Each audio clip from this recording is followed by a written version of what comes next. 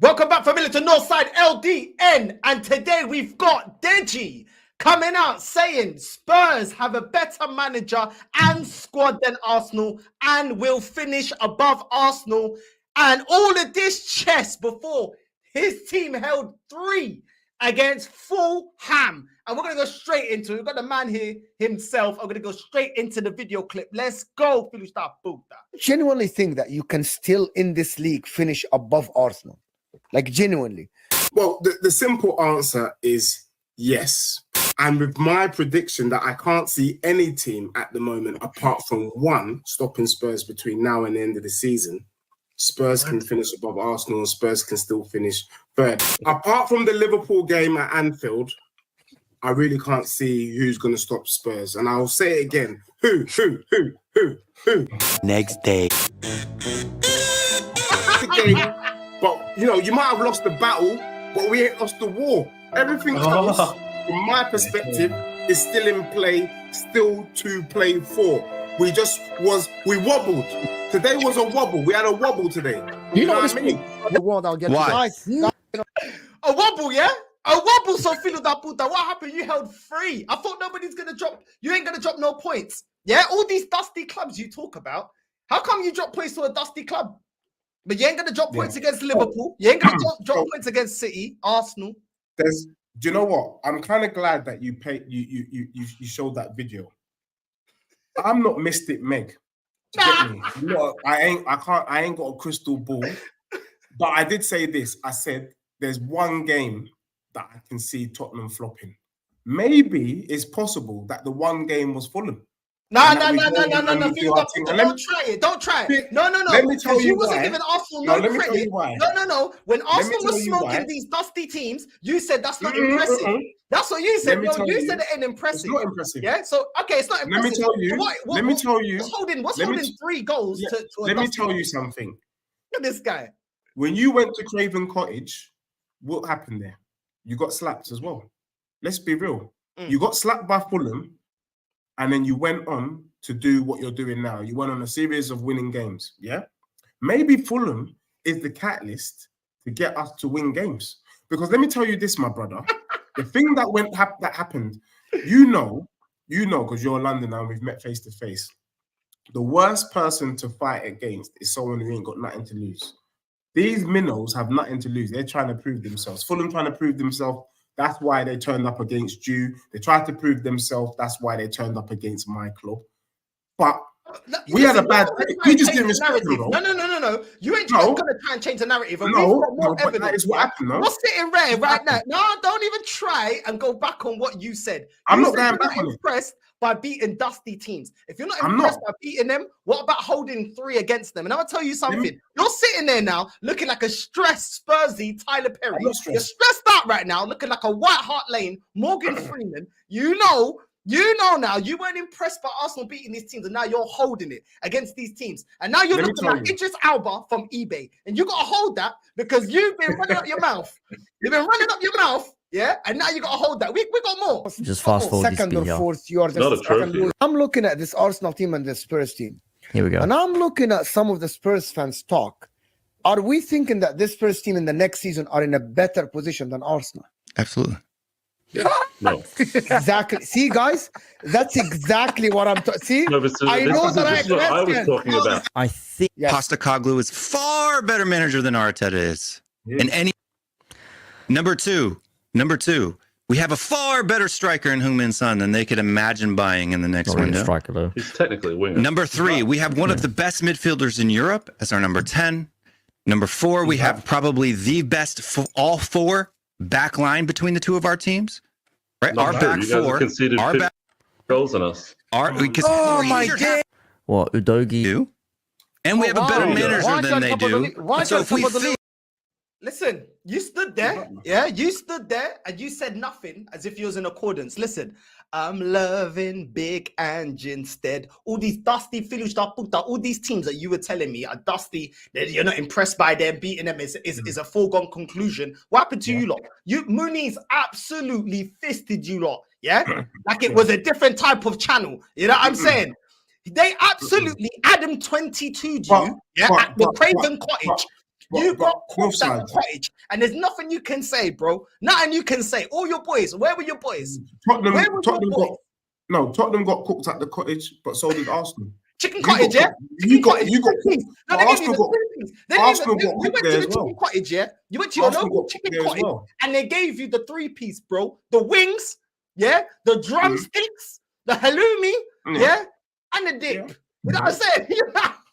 No, you're right. Tottenham got slapped up. But you know why we got slapped up though? You know why we got slapped up? Bigger fish to fry. Because we played against a motivated opposition. Fulham wanted it more. Nah, Fulham don't give me wanted that it more. crap. Yeah, Don't give me they're that crap motivated, about bro. motivated. We Who weren't expected- on it. No, hold on. We disrespected Fulham and we got our asses handed to us. That's what happened, bro. You know for a fact, if Tottenham were on it, they would have slapped that team all day long. But we But you didn't. disrespected Fulham Shoulda, woulda, and coulda, we got our asses handed to us. That's Oh, it. don't worry. But I've let me got tell all the you. receipts. I've got some Let me receipts tell for you this though. This ain't the only dusty team. You want to talk about dusty teams that you lot got slapped up by? This ain't the only dusty team. Do you want me to tell you? Because I got It's the list only- right here. Don't worry about it. I come in. I did my homework today. I Good. did my homework. I had So have you- time. but do you know what that also means? But you know what that also means though? Uh, None of the so-called big boys has beaten Spurs this season.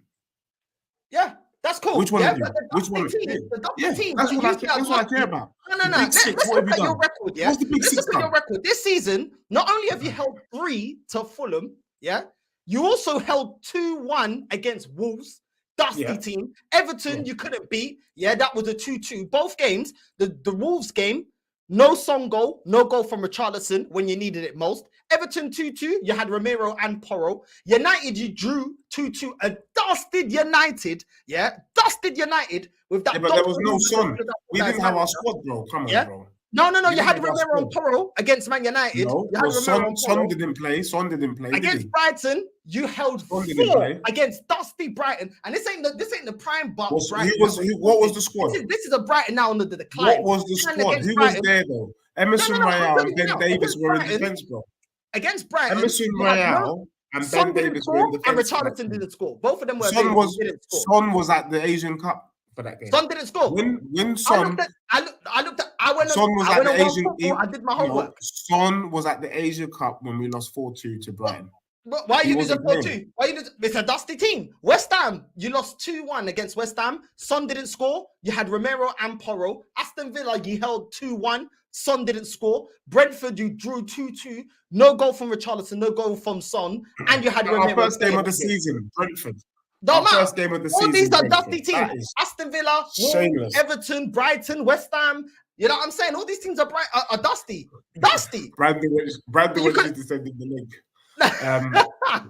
Let me tell you something, bro. Listen. We need to cook nicely. Northside, what it is that I don't want you falling into the trap of the shameless brigade. That's You're not not shameless. falling This is into that based on trap. what you've said. Let me tell you this. So what you're doing is you're not contextualizing it. You're just reading out results when you know that half my squad was missing in them games. But the other thing is, let me tell you this though. The thing I said on the weekend is I said that I saw the issue with Spurs. We're not respecting the minnows. So you can read out the minnows to me. I already know this. I realize that Spurs is finding it difficult to motivate themselves against these teams because they're not. In a lot of them games, you But did we're have. more serious. We're No, but more a lot of them likely games to you turn did have up. Son and you did have Richarlison. Against Brighton, We I saw one football. Son was in the lineup. when No we had goal from Son or and Richarlison. Richarlison, we beat No Brighton goals at from home. him. When Against we had Wolves, them, we beat against them. Wolves, Son was playing and beat them. Richarlison. No goals from either one of them. These are We don't- players that they you don't lot have to score are every gassing game. up this season. Against they West don't have Ham, to score Son every didn't game. score. Huh? They don't have to score every game, my bro. Yeah, well, this is what I'm saying. You're listen. No, because you were there when we was No on one Judge Mo. scores. Who scores every game? You were there when Who the other scores brother every Will game? was saying that, oh, we would die for a striker like Son. When you've needed him most, he ain't turned up. Where is he turned up in these games? He ain't a clutch. Bro, but you striker. got to remember, Clutch like that. you got to remember, can I be real? You got to remember, Son is not even a striker. He's a winger, bro, that we've had to convert into a striker. But the point that Will was making is that even with us moving his position, he's still better than whoever you put as a number 9. I don't Yeah, give but a it's damn still- who you it's put as still- it's number still not 9. as You high wish grade- you it's still you not don't as- wish as- you don't not wish put you it had a in son. the- You don't wish you had a son in your team. Let's be real. Not really. Not really. No, you do. No, Not you really. do. No, I you don't. do. No, I don't. No, I Son's wouldn't wish better we had than Harry Kane. Son's No, better than I wouldn't- Martinelli. Nah. He's better than Deji, I wanted Jesus. Harry He's better Kane. than Nketiah. I wanted Harry Kane. You I wish- wanted Harry Kane. I And wanted Harry Son. Kane, not Son. And Son. Harry Kane. Nah, no, I didn't want Son. Purple patch player. Purple patch. We got more clips. Don't worry, Idris Alba from eBay. bro, We got more. Let me We tell you got now. more. Yeah. Let Don't worry me tell you about now, that. bro. Let me Huh? tell you now, Northside. I'm going to chop up all your clips. I've got answers for days for you. There's nothing your clips can do. Because I know, you know why? Let me tell you why I've got answers for you. Let me tell you why. Because I know what your club did last summer, innit? And So when I have see you heard me you're say that shaking we're your going to win the bum. league? Huh? When have you heard me say we're going to win the league and we're going to do the I'm double? not saying that. But also, I know where your chest is coming from because you're trying to shout me down with some of the predictions that I made between Tottenham and Arsenal. I'm here to tell you that nothing has changed, bro. Nothing has changed. Nothing's changed. Yeah? So you stand All by the all stuff of this, I yeah? said last week is still in play. Yeah? All right, let's run the tapes. Let's run the tapes. Run it. I'm looking at this Arsenal team and the Spurs team, and I'm looking at some of the Spurs fans talk. Are we thinking that this Spurs team in the next season are in a better position than Arsenal? Absolutely. No. Yes. Postecoglou is far better manager than Arteta is in any measure of the Well, let him game. finish, Martin. Number two. Both managers are unproven in the elite level. Let's just keep it real. In the elite level, both are unproven. We have a Do you know far where better Will's striker in difference? Heung-min Son than they could imagine buying in the next window. Not really. I think Ivan Toney's a better gunman than Son. So that's not true. Technically, winger. Number 3, we have one of the best midfielders in Europe as our number 10. Number 4, we have probably the best all. But so do we. Declan Rice is up there. Partey is up there. Is one of the best midfielders in Europe. Okay, but not number 10. It's not You're just, it's talking not about just number you. 10. It's not just you. And my midfielder's actually won something. Your midfielder, what's he won? What did your midfielder win? what's Sarr? You man put Sarr on the pedestal. What did your midfielder win? No, you talk about Sarr compared to Rice. What is your midfielder one? He's not won nothing, but what is your one? That's what I'm saying. No, that's What is your one? But let's keep going. Let's keep going. Matty and Spar are what? They're on par, no? Now let's keep What is going. he Let's won? keep going with the points why All right, you guys are going to be better. 4 back line between the two of our teams. Right? Not Our true. back You guys four. have conceded Our back 15 more four. goals than us. Oh, my half the days. season. Our back four. What? Half a season? Yeah, we started We- 4 fullbacks as for the- 4 as the- games in a row. What are you talking? Season in a Better second. starting 11 than they do, and we have a Why? better Why? manager Why than they top of the do. league? Why So if we top of the fill league? the squad, if we fill, we How do you not have and you? I'm putting this on you because you sat there. You sat. I agree with him. I agree with All of him. this. I agree. Your back line is not better than Arsenal's. It's not. It is. We got a better centre back pairing. We do. You can't even try and debate. And that. then even if you got a better centre back pairing, our wingers are better than yours. No. Ben White. No, Ben White defensively is better than Porro is better than Ben White. Udogie gets over any of our left backs. I agree. But as a right back, Ben White is a better defender than Porro. And they both play defensive positions. As a defender, Right, Ben White is better. Don't lie. Okay. Okay. So Northside, one of the things that I realized, I know Guna Lee does it, and I know that you're currently studying to be a solicitor. But even though right back is a defensive position, the truth is the game has evolved where they expect right backs to be as effective going forward as they are in defending. That's the But he truth. isn't as You good can't going deny that. forward as he is If overrule now, because let's not take football back to 1994 when you were playing Ray Parlour or whoever it was at your right back or Lee Dixon, one of them man there. Because this is not then. The football game has evolved. Overall, in terms of attacking output and defensive input, who is the better right back? Pedro Porro or Ben White?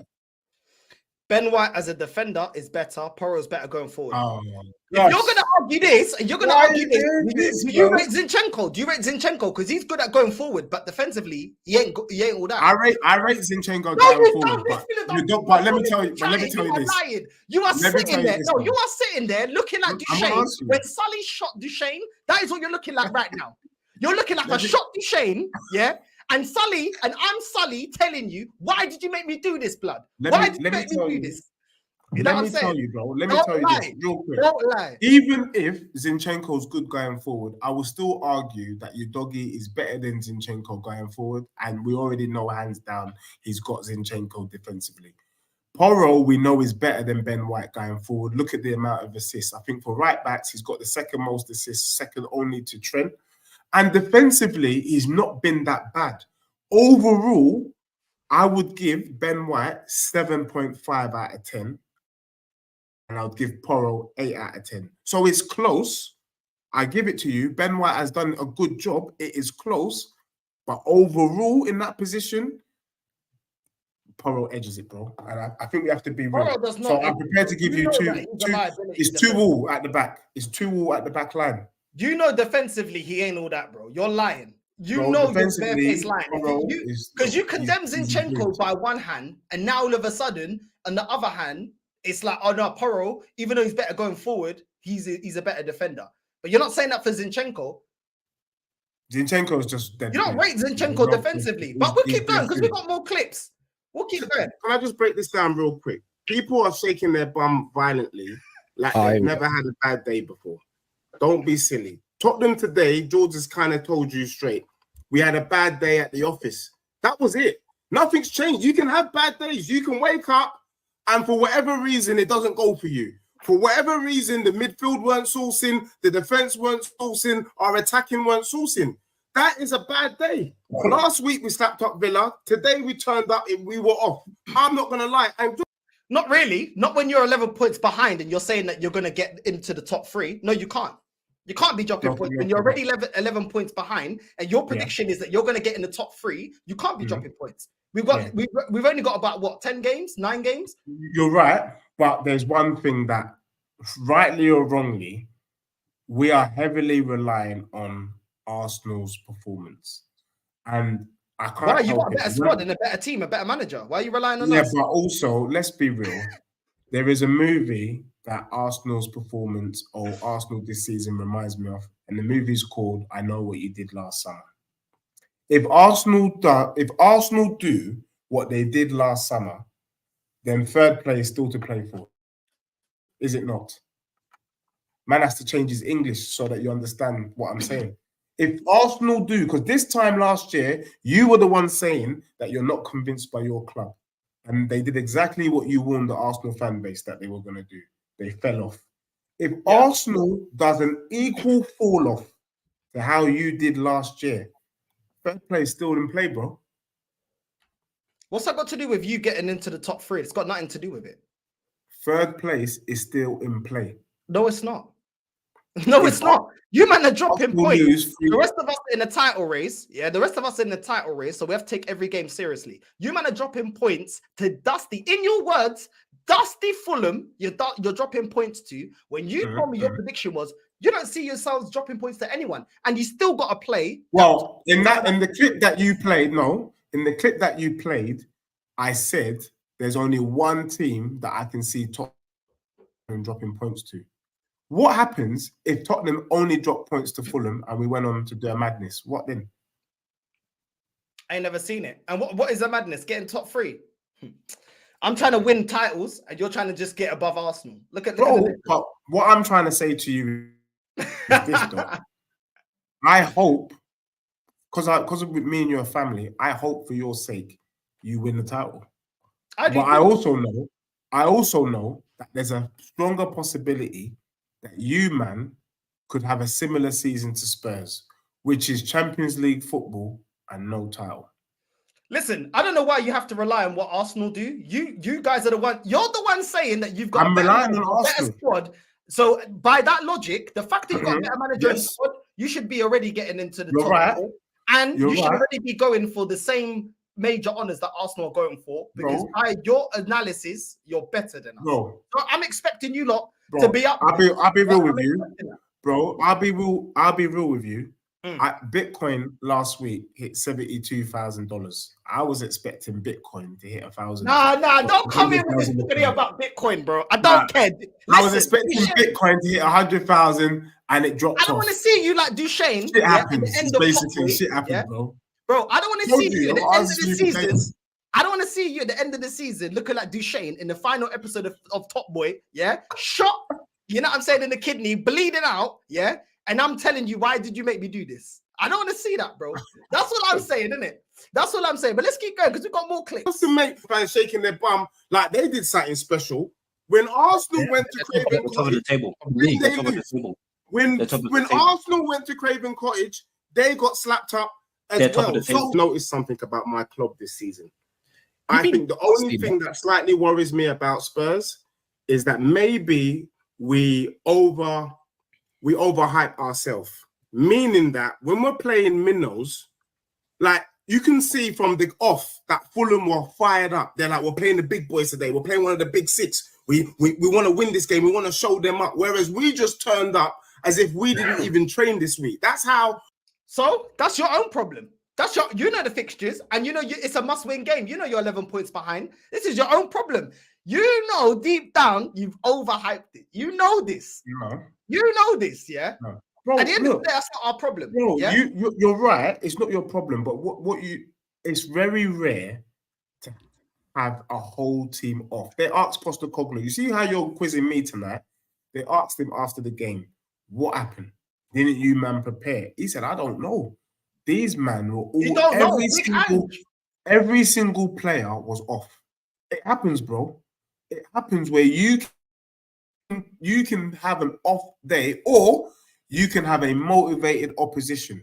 One of the two. When you man went to Craven Cottage and you got boxed, outdone, and you're trying to take and you away. guys You're got trying to boxed. take But away. when you what lost, Fulham done. when you Yeah, lost what to happened when to you your lost boy to Fulham, Jagusa? what happened there? When you What lost happened to to your boy Fulham, what happened? Jagusa? Now, but you need to put some respect on Fulham, yeah, because they absolutely cooked you lot. It's not just an off day. You man were getting cooked, bro. Where was Dragusin? You man were loading this guy up. Oh, look at the biceps. Look at the sides of him. Look this and that. Man looked like a B-Tech Johnny Depp, bro. He looks like Pirates of the Caribbean, bro. Man looked like abandoned ship. He was abandoning ship in that game. He got done out. Yeah. He got done out, and you man gassed him up. What happened to that Craig David looking, flipping B-Tech Alex Chamberlain in Johnson, bro? Jolien Lescott with a hairline. Where was that filo da puta that you man been gassing up? I want to know. Where was that flipping Travis Scott Odogie? Yeah, he got absolutely Odogied, bro. Do you know what I'm saying? And you man gassed him up. Where was he? Where was he? Where was Daddy Yankee Romero, bro? Daddy Yankey Romero. You're He naming the whole squad. just like Daddy You're Romero. naming the bro. whole team. He that looked was like he off for needed some one game. gasolina. No, he looked like he needed some gasolina. Do you know what I'm saying? Big up to Daddy Yankee. He was looking like Daddy Yankee. Daddy Yankee's at 55. He was looking like he was 55 on that pitch. I want to know what's going on, Deji. Do you know what I'm saying? What's going on. Nah. Jagruzin. What happened to Kulu? Ron Let me tell Weasley, you. yeah? The North London Ron Weasley, yeah? And you man were putting him in debates against Saka, yeah? Ron Weasley. Yeah, he's not performed. What happened is with Draguzin, right. let me deal with Draguzin. Draguzin came in like he's House of Dragons, but really he's still doing Game of Thrones. The thing here is this, my bro. I keep it real, yeah. Premier League football is not a joke, as you know. He's come in first full game in the Prem. It's going to be long, even against bloody Luton. It's going to be long for you. Bournemouth. You know it takes time to embed in more. Bro, Fulham is not dusty. No, I don't understand. Fulham's What not about dusty. only ways Essex Madison, bro? AKA Bobby from Bobby with veneers. You know what I'm saying? Gemma Collins' best friend. Yeah, what happened to him, bro? Where was he? Where was Madison with the veneers? Where was he? Yeah. Again, what can I say to you? It was a very, Tottenham Jeremy Kyle. Where was he, bro? Because he doesn't need to bed in. You know what I'm saying? He's used to the Prem. What happened to Madders, bro? What happened to Madders? Do you know what I'm saying? Go with Graham. You go that way. You go with Graham. You know what I'm saying? Woo! Northside, I like it. Listen, it's just like no. Oh, the test results. No. Say, well. No. You told me Madison's world class. Well. Yeah, Here you you go. lied. You But failed. bro, the lie detector. but no, Yeah? let's be real. Even Ronaldo, one of the greatest players of all time, has had off days, bro. I like. Nah, listen. He's had off days, You know bro. why? Yeah.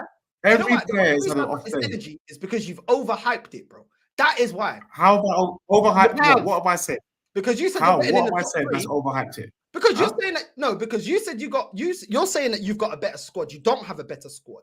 Yeah, Then your manager is just as unproven as Arteta. Just as unproven. I'm not even saying Arteta's better. Both are unproven. Plus, your manager's been a manager for way longer. Yeah, but he's still unproven at the elite level. How long has my manager been referenced as managing in the Prem? Bro, How long he's has he been unproven at the managing in elite the Prem? level. Gerrard came from the flipping Scottish league, bro. What did he do with Villa? Almost got them relegated. Exactly. So it doesn't always translate just because you've come from that league or you've won that league that you're going to be a success in the Premier League. No, but we never said that. We never said that. No, but you're gassing him up already. Yeah, but I don't gas Arteta before he wins me. No, but what I'm trying to say, gassing him up like he's the savior. When Postecoglou came in, we looked at his league, we looked at his history, and we didn't give the brother a chance. That's the truth. Nobody came in shaking their bums for Postecoglou. We're shaking our bum. We're shaking our bum because we are fifth in the league and we've seen our team play some good football. Now, the reason why I can shake my bum and speak with the chest that I'm speaking with is because when it comes to the big boy teams, my team has turned up. Where the concern is that when we play the minnows, the so-called minnows, my team doesn't turn up. Now, people say to me, Dej, how can you talk like this? Look at your last games, your last few games of the season. Aren't you scared? What? Chelsea? What? Newcastle? What? Arsenal? City? What? Liverpool? Which one of them have we dropped points to? The only teams. What do you mean? I've got the list right here. Teams we dropped points to: Wolves, Everton, Fulham, Man United. No. Brighton, Let's talk about Tottenham. Villa, Brentford. These are all teams. Tottenham's run at the end of the season. Who are we dropping points to? But bro, you're already dropping points to Fulham. Who are we dropping points to, bro? Who? Bro, you already dropped points to Fulham. What are you talking about? What did I say? I said I can see Tottenham dropping points against. And you can't say you didn't have your best team. You had your team available there. True that or was false? Your best lineup. No, Van der Ven was not there. One player, bro. What you can't handle one player being out, but you're telling me that you got a better squad. Come on, Dave. You're looking like the baby now. Now you're looking like the baby now. Come on. Northside. I love you as a brother, but you need to hear this part of my argument. All right, go on. I don't know if you've noticed, but the Premier League has moved on. One player makes a difference these days. So how come? If you're saying one player makes a difference. I lied. Saliba wasn't in your defense when you know I'm real with my team. You know I'm real with my club. Yeah, I keep it real, and I say it as I see it, and I don't speak from the heart. I speak with my head. When we beat Burnley, when we beat Newcastle, when we beat Sheffield United, you call these teams, dusty. Fulham is in that bracket of dustiness. So one player missing out against a dusty team that you don't respect, you should be able to handle that. If you have that energy when it comes to Arsenal, and I've not even put my chest out saying we're gonna do the double and none of that, you know I ain't said that. When you're saying that and bigging up your team, I'm expecting you to be able to handle that because you saying that you got a better squad. Use the squad then. Use the squad. If the squad is better than ours, I'm explaining to you. When we had injuries, we were carrying Havertz and still got results. Can I say this then? We had Jesus out and we still got results. You know what I'm saying? So how come your squad that's better than mine? How come it can't handle one player out of your main starting 11? Because when you're in the big six, the pieces of the puzzle are so important. Unfortunately or fortunately. Look, if Saliba come out of your team right now, you guys fall off straight away. You can't tell me nothing. Don't be saying, but we should have cover for Saliba. You should, but you don't. You don't have anyone on your bench. You don't have anyone on your bench to his level, do you? But I'm not overgassing it though. You are. You're the one overgassing your team. I'm not overgassing my team, bro. The truth of the matter is, you got a better squad, but you can't handle one injury, bro. The truth of the matter is, when it comes down to it, now what I'm talking about with the Fulham game is not a squad issue; it's a mentality issue. We turned up unprepared. That's not a squad issue, bro. Yeah, but who's that down to? It's nothing to do with the squad. The mentality was poor that day. Is that not down to your manager then? It was poor. I don't know, bro. Sometimes, bro. Look, let's be real. If I was your manager and I need you to be breakdancing on the stage, and for this particular night, the breakdance just weren't coming off. Even your sayings, filling a puta, you was just speaking bare English instead of Portuguese. What can I do? I asked you to go out there and do what Northside does and you come out and you did some rubbish. Is that my fault or your fault? Or is it that you just couldn't, excuse my French, you just couldn't get excited. You just couldn't get it up. Happens, bro. Happens, I lie. This guy, listen, if you're gonna hype it up, yeah, and I agree with you. When you call out top gooners, yeah, if you're gonna hype up, you better back it. You've hyped up your team, now you gotta back it. That's what I'm saying. But let's continue. And for whatever reason, it doesn't go for you. For whatever reason, the midfield weren't sourcing, the defense weren't sourcing, our attacking weren't sourcing. That is a bad day.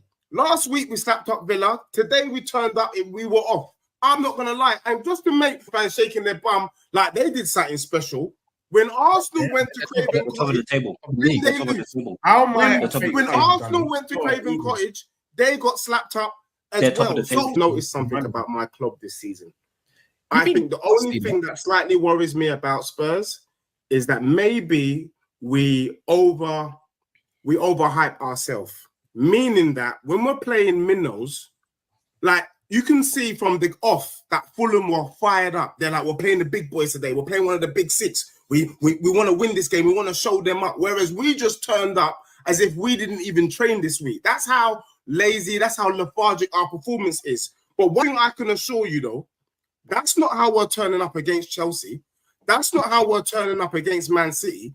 That's not how we're turning up against Liverpool. That's not how we're turning up against Arsenal. Because when we're playing the big boys, we come with the big boy mentality and we're ready to play them. But unfortunately, everyone should... Bro, big boy mentality is winning every game of the season to lift major honors. That's big boy mentality, not just turning it on when you feel like it. We're in our first season, bro, and we're in a season of rebuild. But no, okay, so why couldn't you have said that instead of trying to draw for my club and say that? But you didn't need to say that though. You didn't need to say that. You got better. You know what it is, bro?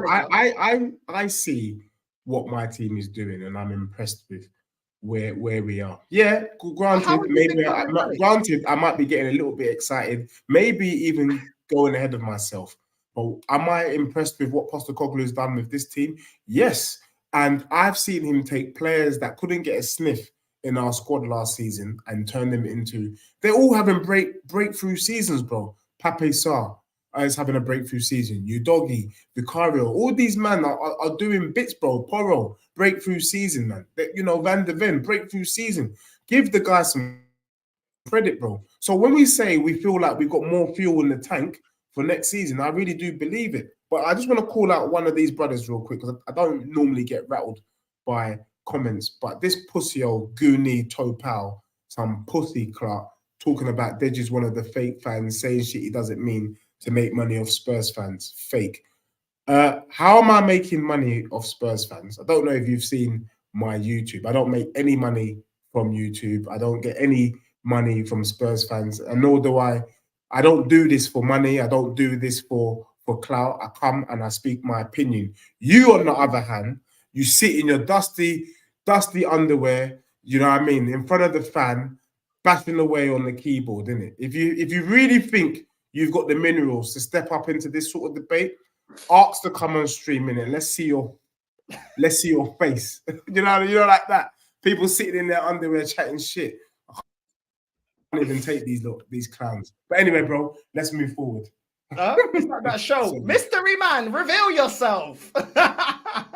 You know what I'm saying? But yeah, but no, we keep going. Listen, we keep going. You know what I mean? Listen, Deji's my guy. But this was wild. These takes were wild. But I came with receipts today. I'm sorry. Craig, you chat shit as well. Arsenal can go toe to toe with Liverpool, can go toe to toe with City. And I was telling Villa fans last week that we would be too much for them if we play our strongest 11. And rightly so. We disposed of them in their gaff 4-0. I still think Tottenham can get top 3, first and foremost. I can't tell you who I think is going to drop out of the top 3 race. But one of them will drop out to allow Spurs to come in. I guess. But you can derail our season. Definitely can. But I don't see you guys getting the top 3. I don't see it. I don't see it, bro. Well, I tell you what it is, and you might say Deji is smoking. I don't see Tottenham losing the game between now and the end of the season. Oh, how that prediction has marinated. because that was before the Fulham game. That was that was when you had the chest. Yeah, look what we done to Aston Villa. Do you know what I'm saying? That's when you had the chest. I don't see us losing a game before the end till the end of the season. So that is what you said.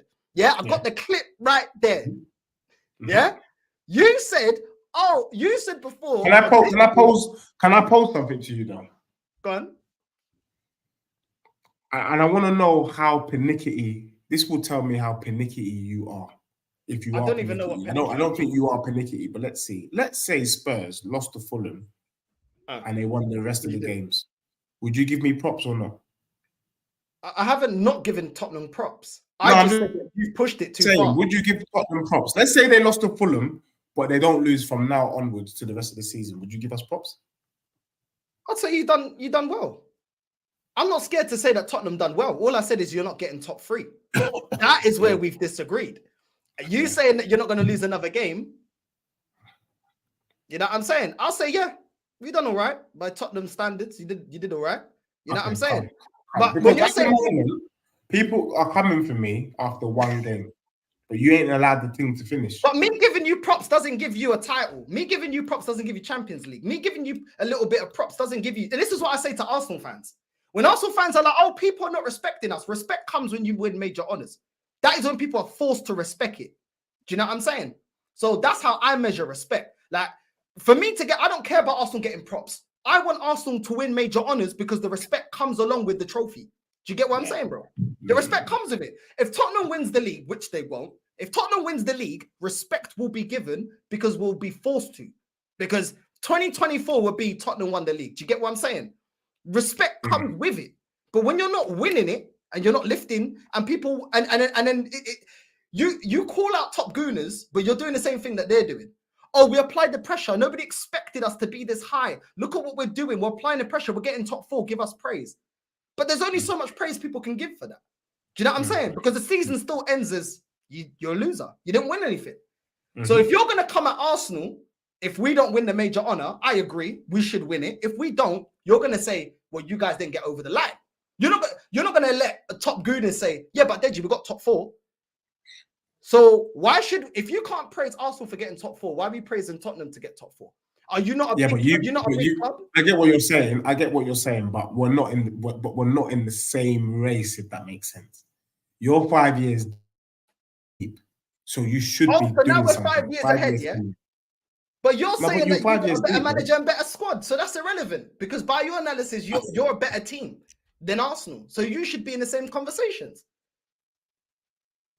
Bro, what I'm saying is, but you know what it is, bro? Even if I think my team is better, give us time to rebuild. But why do you need time if you're better than us?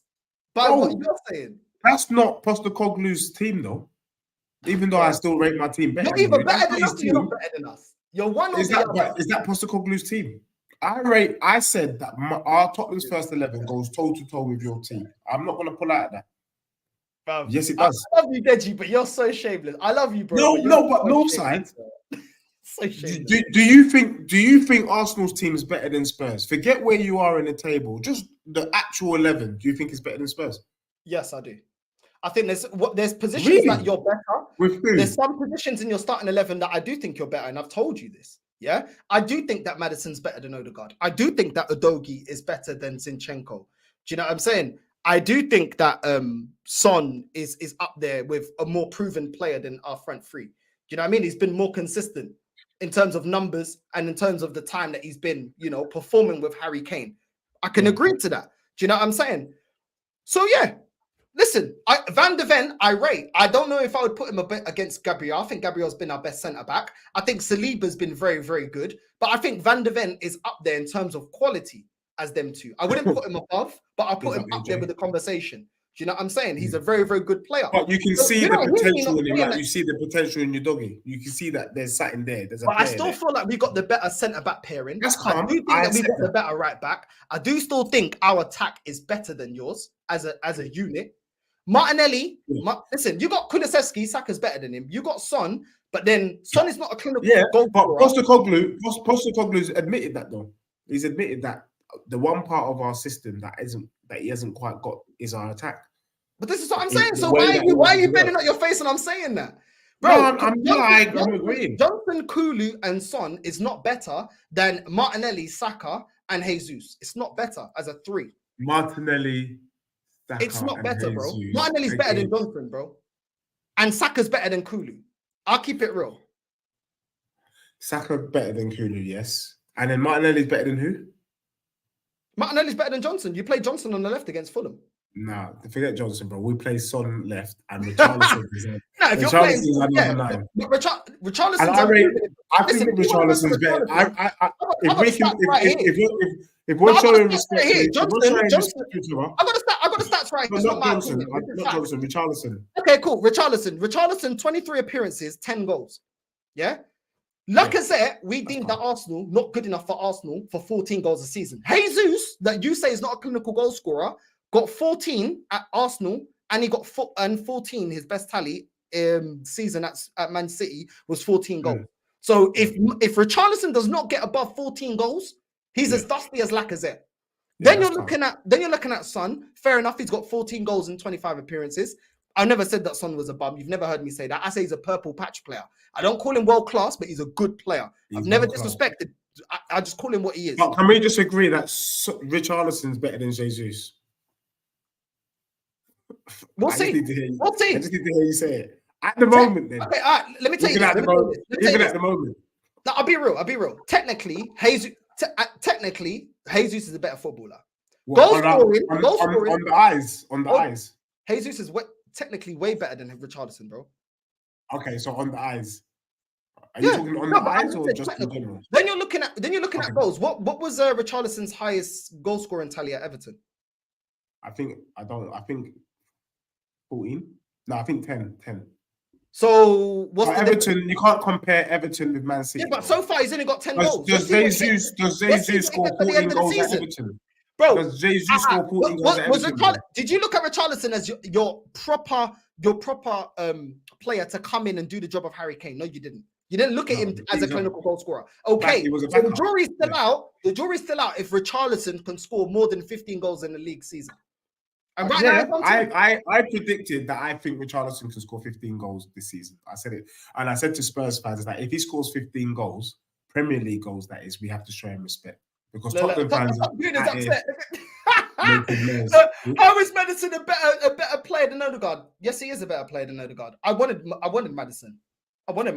So if it hurts your feelings, tough luck. That's my opinion. If you don't like it, I couldn't give a crap. You're the same type of Arsenal fan that told me you should get Mudryk. You're the same type of person that told me you should get Isak, and now all of a sudden you don't want Isak. You want Watkins, or you want Osimhen, or you want Tony. Yeah, same person that told me to give Iwobi more time. Yeah, do you want that Philo Daputano? Do you want Iwobi now? I bet you don't. Do you know what I'm saying? The same person that told me that Zinchenko could do better on the left than Tierney. Yeah, but now we're playing Kivior as a left back, and now we're defensively way more sound with Kivior, a defender that can actually defend, than Zinchenko. You know what I'm saying? The same type of Arsenal fan that told me that Ramsdale is one of the best goalkeepers out there, and now we got Raya putting him on the bench. Do you know what I'm saying? The same Arsenal fan that told me that Partey is the best DM in the league. Now we got Declan Rice. All of a sudden, they wanted to get rid of Partey in the January transfer window.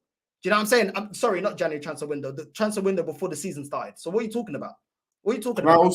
I trust my eyes, innit? So it is what it is. You don't like my opinion? It's my channel. Bro, can I also draw out someone as well? It's what it is. I just want to draw out someone. This is not the drawing out show, but there's a brother in here, or female, I don't know, or whatever, called BB that said this just now to me. He said, I'm dead by this conversation now at Deji. Is saying that Richarlison is better than Jesus. This is madness. I'm done with this clown. This pussy old BB has just proved himself to be a donut. Because if we're looking at Premier League stats this season between Richarlison and Jesus, Richarlison's stats trump Jesus' stats this season. I've been saying from when Richarlison arrived and Jesus arrived that Richarlison was a better striker than Jesus simply because Brazil opt for Richarlison to start ahead of Jesus. That is an indicator of who they deem to be the better striker. And lo and behold, so far this season, my brother has got better stats than Jesus. So BB, whoever you think you are, what are you looking at me? What are you looking at? Because pound for pound, yes, Jesus is better on the eye. That's what you were talking about, Northside. He's more technical. He's a better baller. But you didn't bring Jesus in to be ball in. You brought Jesus in to score goals. Thank you for the fact, though. Thank you. But we got the fact here, though. We got the facts here. Richarlison has scored 13 goals for Everton. I'm sorry, but Jackson's better than him. Just the top bit that I'm concentrating on, yeah? Richarlison scored 13 goals for Everton. That is literally one less goal than Jesus' best season at Arsenal and at City. This is why I told you, when you talk about Son, we can have a conversation in terms of goal scoring. When you're talking to me about Richarlison, I've never seen nothing from Richarlison to say he's a gunman. He had a good bit of form, and he was scoring a bit of goals. He's only scored 10 goals. Yeah. If I don't rate, listen, I've told you, I don't rate Jesus as a gunman for scoring 14 goals in a season. I expect 20 goals or plus or over that. Yeah. For me to say you're a gunman in the Premier League as a striker. Jesus hasn't done that. Neither has Richarlison. So what is this conversation about? We don't need to have this conversation. End of the season, we can then talk. If Richarlison hits close to 20 or 20 goals, then we can say, okay, cool, maybe he's a better finisher than Richarlison scores more goals. But technically, as a technical footballer, Jesus is better. I'm not even capping, bro. He's better, bro. He's better, bro. His link-up play is better. His movement is better. He is better, bro, in that aspect. Okay. So I'm going to keep it real. Until I see... I'll just say this. Let me reframe what I meant then. I always knew that Richarlison will score more goals than Jesus when he came to Tottenham and Jesus being at Arsenal. Someone said, everybody's so emotional in the comments, bro. It is what it is, man. It is what it is. It's football. We keep it moving, man. We give our opinions and it is what it is, isn't it? At the end of the day. But listen, we got more, man. We got more clips. Don't worry about that. Don't go anywhere. We got more. We got more. You talked about you guys are playing well, rare. I'm saying, well, you ain't really played anyone of substance, really. Would you accept that? The only team that apart from the Liverpool game, the only other team that you've played that is half decent was Porto. Every other team has been dusty like Tutankhamun's coffin. Are you in agreement that are you in agreement with me? I just want to kind of hear whether you're in agreement. You know what I mean? Yeah, I got that bit there. Sorry, that's the little green bottles there, but it's not coming out now. But yeah. No, we're not playing the green bottle. Green bottle should accidentally fall. There'll be 5 green bottles hanging on the wall. Oh, damn. This absolute budget Poundland Skepta actually dared to put bottle emojis. Yeah, now there's 6 green bottles sitting on the wall when your flipping team bottled it, bro. Yeah, you man bottled it. Who's the bottlers now? How dare you? But what have we? And I just asked you something. The arrogance. I came on your show, and this is how you disrespect me. So I said, you know what, Deji? Don't worry, bro. Don't worry. We'll clip you up. This is Vlad TV. You know what I'm saying? We'll clip you up, bro. Don't worry about that. You know what I'm saying? That's fine. But what has Spurs bottled, bro? You bottled getting into the top 3. You keep playing like this. You can't even beat Fulham. But if we get top 4, you're telling me that you can't handle one. Top 4, doesn't matter. You said you can't handle it. Who is this Antonio clown? Sorry, bro. There's a lot of emotional people in the chat today, especially Antonio. Another one sitting in his white underwear. Do you know what I mean? With little skid marks in there, chatting shit in his bedroom. Shut your mouth. He just rattled because I said that Maddison's a better footballer than Odegaard. Cool. Let him stay rattled. I couldn't care less. I stand by that opinion. But it is what it is, bro. Can't carry on. Yeah, no. At the end of the day, for Spurs fans this season, whether we like it or not, whether you guys like it or not, we are in a rebuild season. So it's almost like a free hit, whether you like it or not. So if Tottenham achieve Champions League football, that is a good season for us, in my opinion. And it's a baseline for which we should kick off from. Because first season is always free hit, bro. It's the free hit season. Arteta's first season was FA Cup and finishing 8th. It's a free hit, bro. I like. He's not an elite manager. You can't expect to win the league in your first ever season. You can't. Even to win a trophy in your first ever season. When Conte went to Chelsea, didn't he win the league against Pep in his first season? It happens. Okay, Some so what are we clubs can talking do about? it. But what I'm trying to say is, He didn't have all his players either. He didn't have all his players. though? When you have a free hit, it means whatever you do is a bonus. You're now sounding Whatever like you do is top a gooners. bonus. No, you come for the top gooners in my fan base, yeah, and I allow you because a lot of the things you say about them is true. But you've now said, yeah, first of all, you're saying that we don't rate, beating dusty teams, yeah. But when your team loses to one, it's just an off day, yeah. That's you're contradicting yourself there. Now you're saying all of this. How does that make sense? How does that make sense? Now you're saying there's free hit. You're saying free hit. Top Gooners created that. So are you saying that in a manager's first season at a club, they should be winning the league? Is that what you're telling me? It's possible if you get an elite manager. No, I'm not saying it's not possible. I'm asking you: should Postecoglou lose his job if Tottenham don't win the league this season? We know Tottenham are not winning the league. Should he lose his job? No, because your club is not about winning trophies. Your club Why should he lose his job? Because if you're right and it doesn't matter and rare, why didn't Arteta lose his job in the first season? Because I don't believe my club has been built to be of the elite level in terms. So of you're saying then Arteta should have lost his job when you guys finished. When Arteta finished 8th, I wanted him sacked. You know that. But now you guys are benefiting from the fact that he stayed in his job, no? Huh? And there's such a thing as give a manager time. You can give a manager time to cook. I don't want to give this manager time. Like we give players time to cook. Shouldn't we give managers time to cook? Huh? Give managers time to cook. How much time am I going to give a manager to cook? Well, my guy has only been there for 5 minutes. Listen, I don't have a problem with Poch. You're overhyping him already. When now you're conceding that you've got a light squad, that you can't deal with one injury to your starting lineup, and you're going to be losing to dusty clubs. If you knew this, why gas it up and say you're going to get in the top 3? Bro, look, even if we don't get it don't make no sense. If it's just rebuild, but let's be real. Top 3, top 2, top 4 are all a much of a muchness, all right? According to you, they're the same because they're all loser positions. So does it matter? I'm not the one gassing up I my didn't team. say we're winning the league. Your team. I said Tottenham could get You're trying to put it onto me. But in your analysis, 2nd, 3rd, 4th are all a much of a muchness, all right? If Arsenal finish 2nd with no trophy and Tottenham finished 4th with no trophy, you've said on several times that me and you've come together, Tottenham and Arsenal would have had the same sort of season. True or false?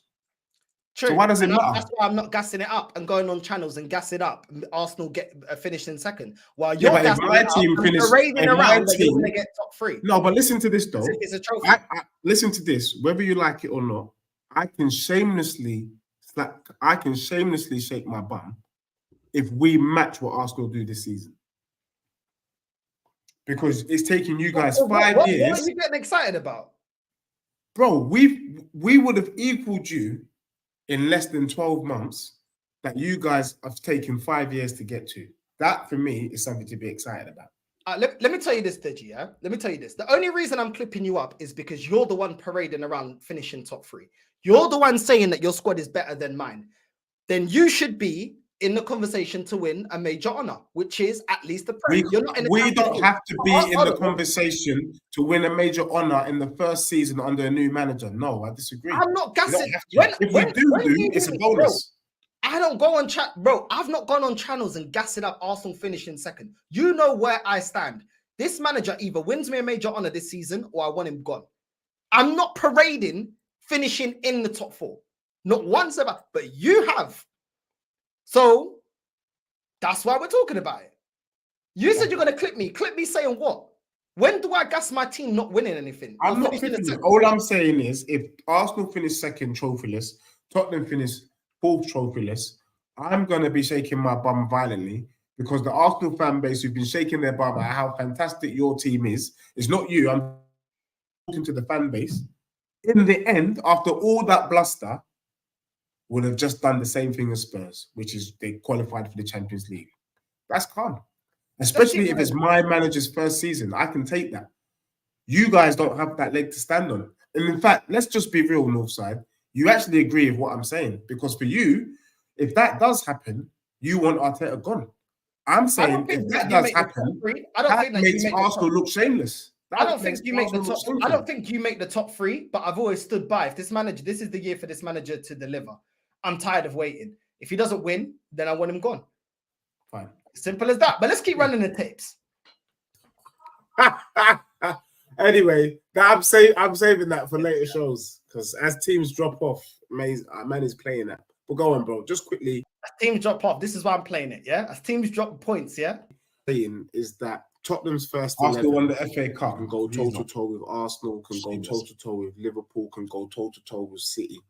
And I was telling Villa fans last week that we would be too much for them if we play our strongest 11. And rightly so. We disposed of them in their gaff 4-0.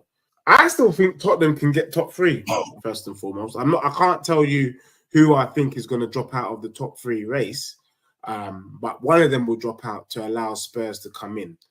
To be honest with you, if we got our first 11, that it's looking a little bit long. You know what I mean? So we've got Chelsea away. We've got you at home, we've got City at home, and somewhere in the mix there, we're going to go away to Liverpool. Now, for me, because we're playing 1 game a week, we don't have European football. As long as we can keep our first 11 fit, I think it's long for everyone. People keep telling me, Deji, it's going to be difficult for Tottenham to be playing Man City, Arsenal, and all that. Aston Villa managed to beat Arsenal and Man City in the same week. You can go toe-to-toe with everyone, but you can't go toe-to-toe with Fulham, yeah? So what you're telling me? Is that what you're telling me? I told you this, bro. Well, listen, what is it? So it's 3 hits, yeah? 3 hits against the smaller teams. Bro, you know this. Unfortunately, these men did not prepare themselves for the game. They didn't. Mentally, they were not prepared. Talk come to me when we flop against one of the bigger teams. Then calm, bro. But I'm telling you that Tottenham so far this season have not performed well against the so-called minnows. But if you look at Tottenham's run for the end of the season, we got more big teams than small teams. And everyone was telling me that you should be panicking, rare. You've got Man City, Liverpool, this. And I was like, yeah, I'm not panicking. Because actually, that's probably the games where we turn up. That's the point I'm trying to make. People on paper, it looks like a myth playing Arsenal, Man City, Liverpool back to back. But actually, it might turn out to be a blessing in disguise. That's what I'm saying, bro. Blessing in disguise. That's what you're going with now, yeah? You are sounding like a top guru. I've heard from you today. Blessing in disguise, yeah? We've got a different mentality, but we can't turn up mentally against Fulham. Yeah, we didn't turn up mentally starting 11, but you got a better squad than Arsenal. You got a better manager, but the mentality is deemed on the manager, but the manager hasn't got the mentality to beat Fulham. Yeah, it's an off day and 3 hit. These are the 6 stuff you're coming out with today. I told you I was prepared for you. You are shameless. You are let's run the last tape, man. Let's run the last tape. Bro, Brentford went to City and won. I'm just talking about my team. I don't care about Brentford. I don't care about Luton. I don't even care about Sheffield Wednesday. I'm telling you about my club. You see, that is the chest. That is the chest that gets you cooked, yeah? I don't care about these dusty teams. I care about my club. Well, your club couldn't get it over the line against the dusty team. It's very easy to criticize Daniel Levy. And I'm not a Daniel Levy fan. It is so easy. What I do want to do, though, is can we meet Tottenham where they are currently? So this narrative, Daniel Levy doesn't spend. No, he's been spending. He doesn't support your players. He doesn't support the managers. No, he has. Yeah, he's gone out and he's bought. Agree with that. In fact, we just made the wrong signings. We bought in Jan, and Arsenal didn't even buy it. So when people say, "Well, let's see what he does this summer," I say, "Yeah, let's see what he does," but don't write off Ange Postecoglou. Do you get me? Because your owner backs your manager. Listen, there's a comment here. Northside, Arsenal lost and drew to Fulham, so I don't get it. Yeah, it's Exactly. very simple. It's very simple. It's very simple. Yeah. It's a real talk. I keep my feet on the ground. I keep my feet on the ground. Yeah. I don't be celebrating, yeah, or getting overly excited about finishing in the top 4. I don't say outlandish stuff that, oh, all of a sudden, this is the equivalent right now. Yeah. You're saying that it's phase 1 of Ange. It is, yeah, but it is phase 1 though. I like it's this phase is like 1. this is like Arsenal saying now, pound for pound, player for player, we are better than City. You would laugh at Top Gooners if they said that. So why are you saying that your club, your team, your squad is better than Arsenal's? But then you're telling me now that, oh, but he's only on phase 1 and he needs more of his players. Can I quickly tell you why?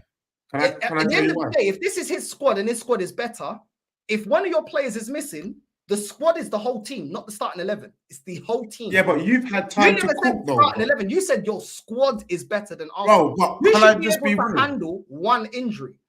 You Okay, should be able to cool. handle that. If your manager's a better manager than Arteta, listen, you know that you can't clip me saying Arteta is world class. Arteta's gonna. I don't do that, bro. Do you know what I'm saying? The difference is I'm not going and over gassing my manager before he's delivered. Ange ain't delivered nothing, neither is Arteta. So what are we talking about here? I hear you. But when I just hear me out. In my mind, this is what's going through my head. Vicario's better than Raya. Your doggy better than Zinchenko. I give you the centre backs. Porro better than Ben White. Yeah, 3-2 Spurs. I'll give you Declan Rice. Midfield though, I take Pape Sarr over Havertz. I take Maddison over Odegaard. Yeah, so that means already majority Spurs players. I take Son over Martinelli. I take Richarlison over Jesus and Saka. So when I break down my team, that's the players in my team that I rate better than Arsenal. So I say my team is better than yours. And our bench with Højbjerg, Bentancur, these man, we still got more quality on the bench than the quality that you got to bring on. The difference between Spurs and Arsenal, which I've been trying to tell you for the whole show, and you're going to allow me to do it at an hour in, is that your team has had more time to cook. We are seeing the potential in this Spurs team already. That's what I'm saying. You can't treat Tottenham as if they're on the same level as Arsenal. I can hype them because I can see ahead and I can see a potential in this team, but you can't treat Tottenham with the same brush as Arsenal. You are 5 years deep in your plan. That's why when Liverpool go to 9 men, as an example, they know what to do. Klopp knows, all right, I'm going to take this man out, I'm going to bring this player in, and this is the system that we're going to play. We can't do that yet. This guy is still learning his team. He's still trying to work out. Look, we can see that Brennan Johnson's not the guy, but there's something called test and learn. We're testing players. Werner, Brennan Johnson, maybe they're not the guy. Even Basuma's looking dodgy. Maybe we should be playing Højbjerg ahead of him. Maybe we should be playing Bentancur in the 6. We're still moving pieces about, my bro. We played Emerson Royale and Ben Davies as centre-back cover when we had no centre-backs, moving pieces around. So we need more time to cook the squad to get to where it is. Your rice, your jollof rice is ready to be served. Ours, we've just put water in it, bro. Let it cook. And you think that your owner is going to back it, yeah? You think that your owner's going to back it? He's been backing it. He's not going to spend 80, 90 mil on one player if that's what he's only backing it because he let the team decay so bad it wasn't finishing in Champions League no more. But so before we hang him out, but rightly or wrongly, he said that we needed the money to build a stadium. The stadium was supposed to cost £700 million. It ended up costing £1 billion. Today, Tottenham happily have the best squad, the best stadium, in world football. We're building from the ground up. We didn't have a Tom Bowley come through. We didn't have the Etihad come through. We didn't have some Chinese billionaires come through. Yeah, neither did we. With deep pockets. No, the only 2 clubs that have legitimately built from the ground up is Spurs and Arsenal. But you were ahead of us because your success under Arsene Wenger meant that process happened quicker. We were not successful during them years. We only started becoming successful But on the Poch. That's why I hate the way that we dealt with Deji, Poch. Because your if not for owner, Poch, your owner's let we you wouldn't down be where so we are many today. times. I don't understand where your confidence in this owner comes from. Let's keep it real. Yeah. It's not that I've got confidence Let's in put him. jokes aside. Jokes aside now. Yeah. Real talk now. He let you down when Poch got you to a final you had no right getting to because Poch coached you into that final. Yeah. Right? I did. Yeah. He didn't back it. Yeah. Then he went and got a ready-made manager and didn't give him the funds necessary. When you go and get a ready-made manager that is win now, you have to throw the book at it. You have to. That's how they win. No, you're right. He flopped there. He didn't flopped. do that. So you didn't want to flopped. give the project man time. You didn't want to give them win now guy time. You didn't back them in the way that they wanted to build the team or what they needed to do or their pathway to get to success. Why is it, that you as a Spurs, I'm not even a Spurs fan, that you are not skeptical about, wait, hold on, Levy. You're only now investing money now that the team is no longer able to get Champions League money because with Champions League qualification, Champions League money, group stages, more money. The further you get in, more money. It's more money that he can pocket. And it makes the club more attractive to sponsorship deals. No, you're right. So everything about the Champions League is more about money. And I've seen my club, and I'm telling you from experience, I've seen my club qualify for the Champions League and not take it serious. Pocket the money, tell us they haven't got money, telling us all these excuses as to why they're not investing. Your ownership is even worse. You've now got concerts there. You've got go-karting there. Where are all these revenues, money revenues? Where is it being pumped into the team? How do we know that he just wanted to build a team to get to that standard? And once it reaches Champions League standard, he'll do what he did with Poch. Oh, we'll give you the bare minimum. Oh, this season, no. Oh, you want another striker? Now Richarlison will do. Look how long he allowed Harry Kane to be your only striker. No, you have a legitimate argument, Northside. But what I'm saying to you is, we are given this season. We're able to give Daniel Levy the benefit of the doubt. The true thing will happen this summer. We will know for real if he's legit or not this summer. And if he's not legit, we'll get him out. Let me tell you why. But then why don't you say? Let me tell you why. Why do you say you back him before? Let me tell you why. Because in our attempt to win a trophy, he went out to go and get Mourinho and Conte, two of the best managers in world football. You can't knock that because he went for pedigree. What he didn't do, though, is he didn't back them with the resources needed for them to be able to deliver the goods. And I said this last season. I said it to you. I said, what is the point in bringing in a Conte or bringing in a Mourinho if you're not going to give them the resources they need to be successful? It don't make sense. And I said to you that Tottenham looked like a team in no man's land.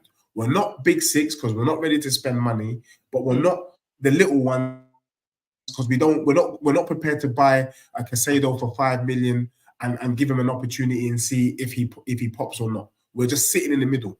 I said I would rather have a manager or a coach that can take the fringe players and squeeze the juice out of them and make them top ballers. In Postecoglou, that's what I've seen this season. Pape Sarr couldn't get a sniff. Bissouma couldn't get a sniff. All these men that couldn't get a sniff, he's turned them. Pape, who would have thought last year that Pape Sarr this season would be in our starting 11? No one. No one could have seen that. No one could have foreseen it. We read it when we were about to buy him, but we never saw it. So for this season, I say I give it a blind. All right, Postecoglou's come in. He's reworked the team. He's putting in his system, and it looks like he's getting the best out of these young players because we've also got a young side. This season now, this summer, Levy has to back it. Not with hundreds of millions. I just want to see if Postecoglou wants a Balogun, go and get him. If he wants Neto, go and get him. If Ivan Toney is available, go and get him. If he goes and gets Ivan Toney and Neto, he's backed the manager, bro. He's backed him. But if he doesn't get them, and he's getting some joker that we don't even know about, then I'm gonna be like, no, this guy's taking us for a mug. And then that's when I step back, bro. But until then, I'm gonna give my manager, I'm gonna give my club the benefit of the doubt because we had the stadium and we had COVID. These are factual things. This season now, those excuses no longer run. From this summer, it cannot run. Yeah, let me get into the super chat, and then we're going to bring through Brandon that's waiting there patiently. As I can only do 5 more minutes, though. So, Brandon, I like you, mate. Big up Northside and Deji Destiny is a stripper's name. Big up to TJ Warren. You know what I'm saying? Listen, in the words of Deji, he's been shaking his bum violently for Tottenham. I can't lie. Big up, lads. Where was you Saturday, Deji? Come on, you Spurs. Saturday I was about, but I was about from Sunday though. No, Saturday I was on Never a Foul, I lie, and then you're Never a Foul, yeah. HN Love Northside. Big up to you, bro. Big up to you. You know what I'm saying? Love. I know some people got rattled because I said that I think Maddison's a better player than Odegaard. But yeah, it's my opinion. And I think Odegaard's in a better team, but it is what it is, man. Maddison's always been a baller in my opinion, but it is what it is. We'll see. But it's irrelevant anyway. Let's get into this anyway. Brandon, what did you want to say, bro? Quickly before Deji legs it like he did on Saturday. You're mute, bro. You're mute. Yeah, it's good. Leave him on mute. There's no need for that, though, is there, Dej? Come on. You know, don't be running scared and all that. Oh, I've only got 5 minutes left. Running scared for what? Running scared for what? What are you shaking your bum about? Hang on. Let me just. This guy sending me voice notes in the middle of the night. This Brandon guy, you know. Right. Let me get into the zone. My club will finish in the top 3 above Arsenal. Has the season finished? Postecoglou has only been here for 5 minutes. It's a free hit. What on with this guy, man? He sounds like a slim, fast Robbie Lyle. What's going on with a beard? What do you mean? What do you mean? Well, in a couple of weeks' time, you'll be going, it's all in our hands. Yeah, you'll be doing all that, right? I can't believe the shamelessness, Deji. The shamelessness of what, though? to sit there after everything that your football club, your club, has put you through over the years, and to sit there with chest and say, we're finishing in the top 3 when you're 11 points behind Arsenal. You've got to play Arsenal. You've got to play City. You've got to play Liverpool, Anfield. And you, man, are getting slapped up. We've not lost to any of those teams, by the way. You, man, are getting slapped up and chopped up by Fulham. Yeah? Yeah. Fulham. Let me remind you something, Dej, right? Have we lost to any of those teams, though, Brandon? Hang on. I'll let you have your say back. Yeah? What is one of Tottenham's biggest weaknesses? Mentality. Conceding goals. And you can't say that ain't true, because what's your I believe that your clean sheet against Aston Villa was one of the first clean sheets that you've kept in ages. Okay. You concede the first goal against City. You concede the first goal against Arsenal or Liverpool, who are all in a title race, by the way. Do you genuinely think you're getting back into that game? Yeah. Seriously? Let me tell you why. I think we were 1-0 down against City at the Etihad with Ben Davis and Emerson Royale in defence. We ended up drawing the game. I swear we were losing against you as well in your gaff, and we ended up drawing the game. So, Brandon, I mean, you come here to shake your bum, but the shaking is gone left straight away. It hasn't gone left. You weren't listening. Hang on. It hasn't gone left because you've just answered your own. Well, you just contradicted everything that you just said, because you said Tottenham are not dropping points. Mm-hmm. Yeah. From now until the end of the season. Mm-hmm. Well, a draw against Arsenal is dropping points. A draw against Man City is dropping points. I didn't say not like that. I said Spurs were not going to lose. That the only team, there was only one game I expected Tottenham was to lose. And the one game in my head at the time was the Liverpool game. But I put it to you, Brandon. About Fulham, didn't you? Come on. If Fulham is the only game Tottenham loses, do I get the credit? Of course, but let's be real. What kind of credit are you looking for? Hang on. Let's be real as well, right? Yeah. A couple of years ago, I gave you the name Mystic Dej, right? Yeah. Mystic Dej, right? You'll remember this, right? And that is because when it comes to talking about Arsenal, Mystic Dej is pretty bang on. When it comes to Spurs, on the other hand, yeah, we remember a few years ago, oh, it's okay. It doesn't matter. We've got Conte. We can win this Champions League. Yeah, remember that one? Oh, we're going to win the Champions League. Yeah, remember? Oh, we can still get in the top 4. When it comes to your football club, Deji, yeah, you tell absolute nonsense, my friend. Nonsense, yeah. And I think you know this as well. Bro, let me tell you something. I hear what you're saying, but I'm not Humpty Dumpty that sat on the wall and that stayed on the wall. When I see certain things happen, Conte, at the time, we all said it, including you, Brandon, on this show, we said that Conte is a better manager than Arteta. And I just did normal logic. I said, if Arteta can take Arsenal from 5th to the summit of the Premier League, then Conte, who is a better manager, world-class manager, should be able to, having gotten Spurs 4th, you're expecting your manager to kick on, yeah? I'm expecting Spurs to go up and do something under Conte. What we saw under Conte last year was a disgrace because the guy gave up. If you want to be honest, I've never seen a manager give up his job, but Conte gave up. Yeah, so it was a disaster. I'm not gonna lie. People will troll me and say it's because it's Tottenham. I don't give a damn what it was. The pussy-o gave up because he did. He pussied out. Yeah, he pussied out. That's the truth.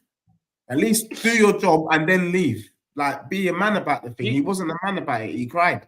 Now this season, I've seen an improvement in the way that we play football, in the way that we take on teams. It's a rebuild season, bro. He's rebuilding. So why are we not talking like it's rebuild? Hang on. That is the only problem I had with what you said. Right? You say it's a rebuild season, but all your predictions is like, yeah, we're gonna do this, we're gonna do that, and we're here. We got a bet. The thing is, yeah, you're not saying that you're gonna win a trophy. You're not talking like a big club in that aspect, but you're like, we got a better manager than Arsenal, or we got a better squad than Arsenal. That's when people are gonna be like, yo, Deji, what you winning? What you doing then? Because we're in a conversation to win major honors. You ain't. So why are you not? Yeah. Is it your manager that's not good enough? Because you're telling me the squad. But because my manager's just arrived, though. No, but if your manager's better, then clearly you're telling me the squad is ready. The squad is up there with Arsenal, and Arsenal with our squad that is worse than yours is able to be in the Champions League trying to go for it, and we're in a title race. Why can't your team? Are you telling me your manager's not good enough? Your manager's not good enough to get the most out of a squad that's better than Arsenal's. Is that what you're saying? What I would say to you, Northside, is your argument would hold more weight with me if Postecoglou had been in the job at least 3 years. But you're telling me he's a better manager now. Managing a better squad. Let me come back with this one, right, Dej? Yeah? He knows it. He knows it. You know it. Let me get this straight. He's only been here 5 minutes. This is his first season. Yeah, it's not his squad, but it's better than Arsenal. It's not his squad, though. But it's better than Arsenal's, right? But however, Arsenal are in a title race, we're not. But I want to give the excuse that it's his first season. Okay, let's bring it round. So what is it then? Hang on, let's bring it round full circle. So if your squad's better and your manager's better, why aren't you in a title race? Because let's be honest, Dej. Hang on. Let's be honest. You're playing 1 game a week. Yeah. Arsenal went. City went. Yeah. Liverpool went. But I would argue that more. But Postecoglou has said it, and I agree. And I see this because I still watch, and I'm involved in amateur football. The more games you play, the more chemistry you have. Simple as that. So actually, less games is not a benefit. The more the gelling comes from matches. The more matches you have, the more the players have the understanding. They understand the runs that each other's going to make. They can do that kind of synchronized thing where you don't even have to look, but you know where Saka's going to be. We haven't been playing this system long enough to be able to close our eyes and play the way that we want to play. You guys can. That's the point I'm trying to say. So as much as hang on. The thing is for Spurs, it's a win-win for us. Before you go any further, having said what you just said, what makes you think that you're going to finish above high-flying, phase 4 Arsenal? Because Arsenal, I know what they did last summer. I saw the movie. Have you seen it? I see it, yeah. We've seen your movie the whole time that we've been alive about Tottenham. I want to pull up on something else as well because I heard you say, Dej. I heard you say Arsenal's process was a lot quicker because of the foundations that Arsene Wenger built. Yeah. Yes. Cool. Conte didn't leave us with any foundations, bro. There wasn't even a brick. I agree with This that. guy did what the Then I Labour heard- Party did hang on. to the Conservative government. There, mate, we've left you with no money. Listen, I agree with that, right? I agree with what you just said. But then 2 seconds later, I heard, but Tottenham's foundations weren't built and we weren't successful until Pochettino. Tell me what Pochettino did to be successful then, because he didn't win you vote. You still ain't won a trophy since 2007, or are we actually counting the Audi Cup now? We're not counting the Audi Cup, bro. But Well, that because how's that success? So this is a very important point. I'm not the person that put Tottenham in the Big Six. Pochettino did. Let me tell you how we became Big Six. We became Big Six because we were getting top 4 year in, year out. I think we did it for about 6 years on the bout. That's how we became a Big Six team, coupled with our stadium. Now, the truth of the matter is, whether people like it or not, Brandon, you know this to be the case. Northside knows this to be the case. Because of the Champions League and the expansion of the Champions League, what that has done is it's diluted our domestic competitions. The Carabao Cup has become like water, and so has the FA Cup. They're worthless. I think to win the FA Cup, you make about 5 mil. To get fourth, you get 40 mil in the Prem, just for getting in the Champions League position. So getting top 4 is more of a priority for managers than winning a trophy. And I think even Unai Emery came out and said something similar. And that's coming out of the mouth of Aston Villa. So that's not me that has caused that, bro. The system, the economic situation of world football has caused that. Now we find ourselves wanting to get top 4 Champions League football because that is what counts. That's what people care about these days. When you speak to rival clubs, no one cares. I asked an Arsenal fan the other day, I think I asked Northside, I said, would it be acceptable? Would you be satisfied with an FA Cup and third? Northside said, no, it's not good enough. However, though, if you win the Carabao Cup, FA Cup, and Champions League, it sounds nice. Even though 2 of those cups are dusty, it's still a treble. And so we respect the fact that you've pulled off the treble. But winning those cups as an individual cup, no one's rating it, bro. That's the truth. This is where I disagree, right? Northside may agree with me, may not, right? Successful teams are built upon foundations of winning trophies. Like Manchester United, yeah? I.e. Manchester City. Yeah? Manchester City, the first trophy that Pep Guardiola took seriously to win was the League Cup, right?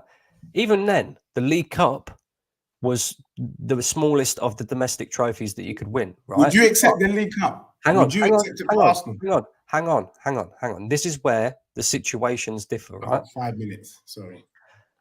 Pep Guardiola took the League Cup very seriously, right? And he won it very early on.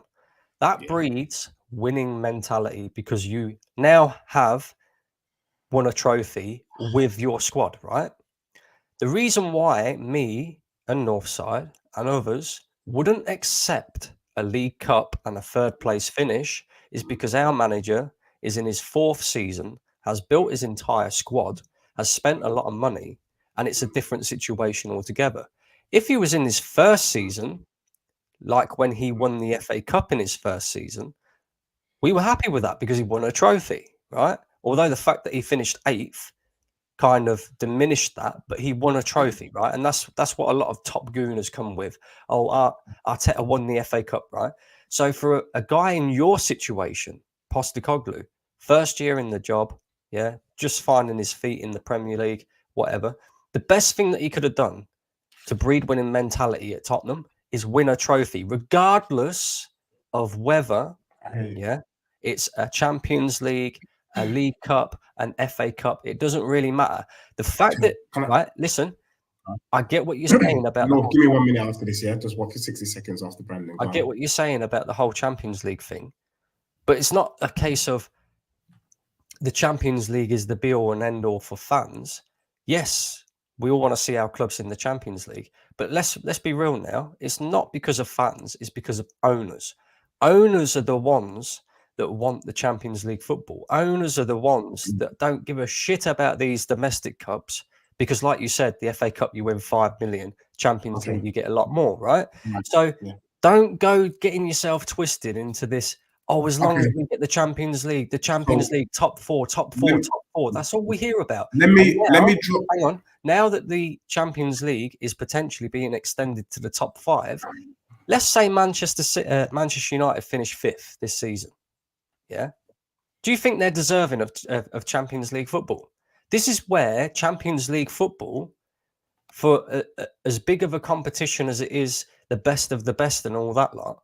If Manchester United, who've lost 15 games this season, can qualify for the Champions League, then you kind of look at that and think, is Champions League qualification really that great? Surely it's about winning trophies, Deji. Come on. Sure. Okay, so let me just drop this. If you've seen the movie A Time to Kill, you'll see what I'm doing right now. Yeah, quick one. Now, England, we have 3 competitions that England can play in. Yeah, we've got the World Cup, we've got the European competition that we've got this summer, and then you've got the European League thing. I don't know what it's called, but we know. What you basically said, Brandon, is if England win the 3rd competition, the European thing, because we've won that trophy, do you think that will help England's mentality to go on and win the World Cup? Quite possibly. You reckon? Quite possibly. Because for me, in my opinion, that trophy doesn't change anyone's mentality because it's so dusty, bro. No one gives a shit about that trophy. And that's the point I'm trying to make. There's levels and there's weights to things that you give. The European competition is a catalyst to going on to win the World Cup, but not that competition, bro. No one can tell me winning the FA Cup is the catalyst to going to win the Champions League. Because if the FA Cup was a catalyst to winning the Champions League, guess what? Arsenal would have done it.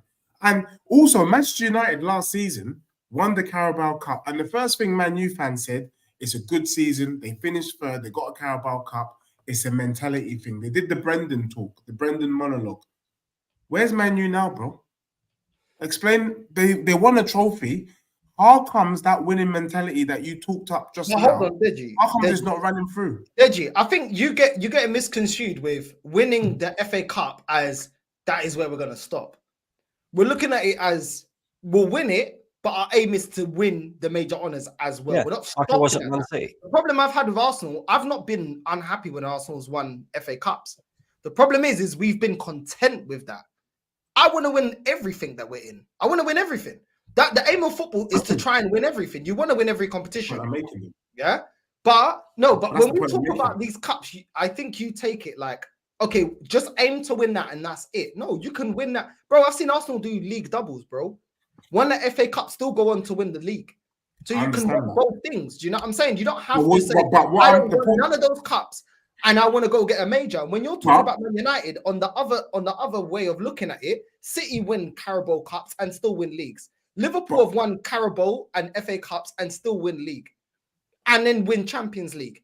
Do you know what I'm saying? So you can. Yeah, but what I'm afraid of, haven't tasted any form of. What I'm afraid of, so long that maybe it will shake up your club. Maybe. What I'm afraid of is that we might do an Arsenal, which is that maybe winning the FA Cups and Carabao Cups is deemed as enough, and it can't be. I've heard Tottenham fans say that they're happy with just winning the Carabao Cup. I can never take that, bro. Sorry, I can't. Yeah, but I can't do that. I'm looking beyond. Yeah, but again, it's a different situation that you haven't won a trophy since 2007, my friend.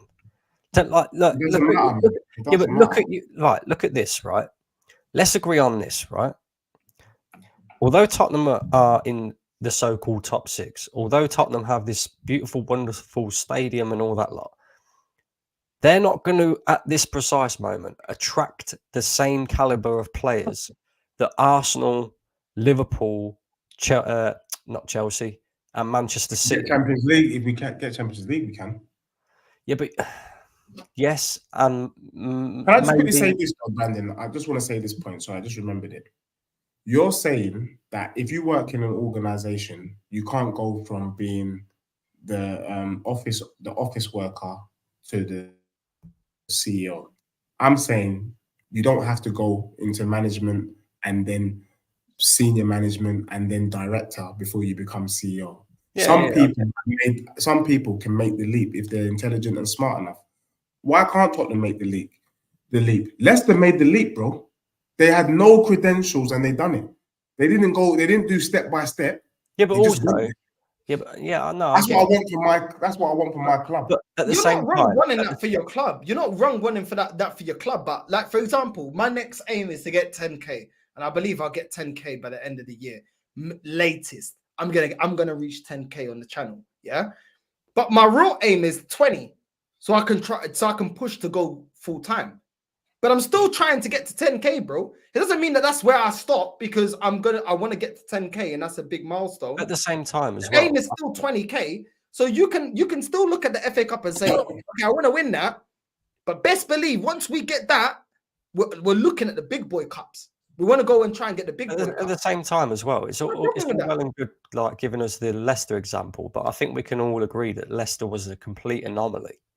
You know,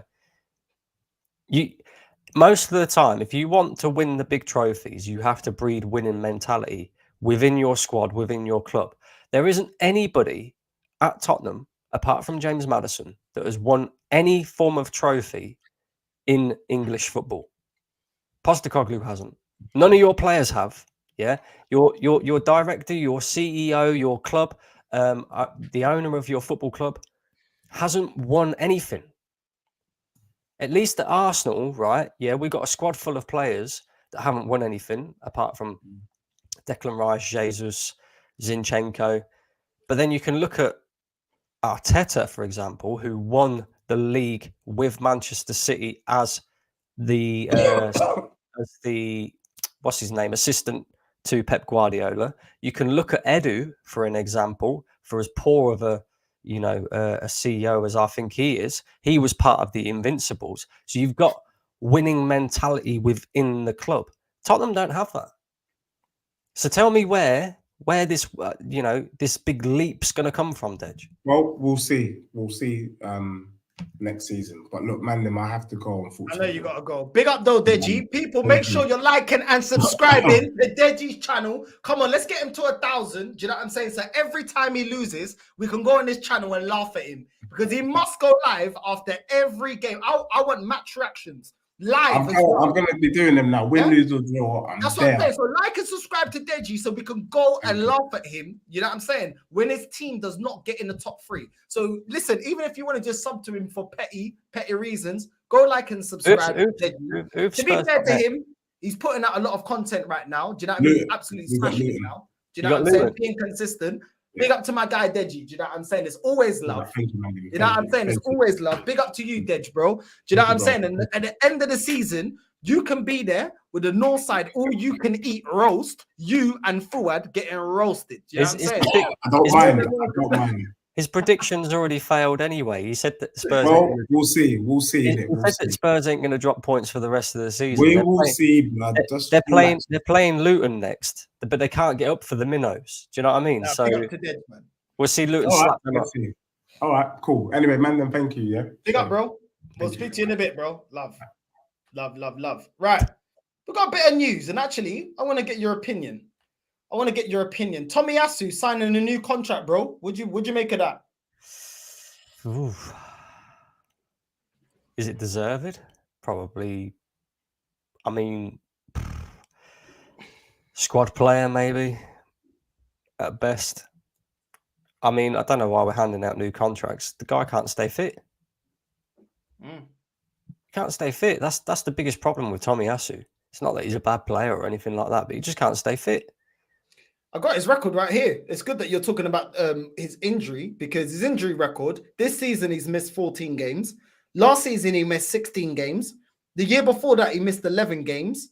And these are all knee and calf injuries. And his injury list when he was at Bologna, before he came to Arsenal, is a long extended list as well of injuries. Calf, muscular injuries, knee injuries. So he's got a history of that. So we're going to re-sign another player. I think it's 2 years with the option of 12 months to a player that, listen, I'm going to be honest about him.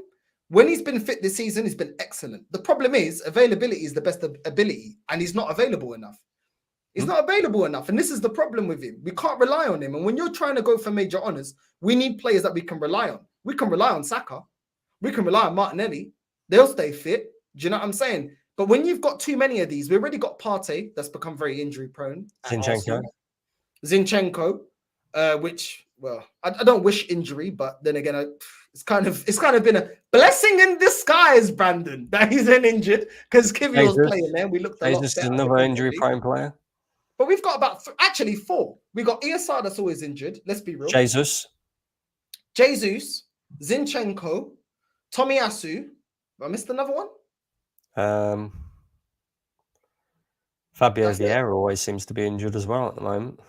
So we got 5. You cannot be going for major honours and have 5 players that are always injured, and a lot of them are long term. Partey when he's out, long term. ESR when he's out, long term. Tomiyasu when he's out, long term. Do you know what I mean? And then Jesus as well. Like the 2 seasons that we're going in the title race, Jesus is getting injured.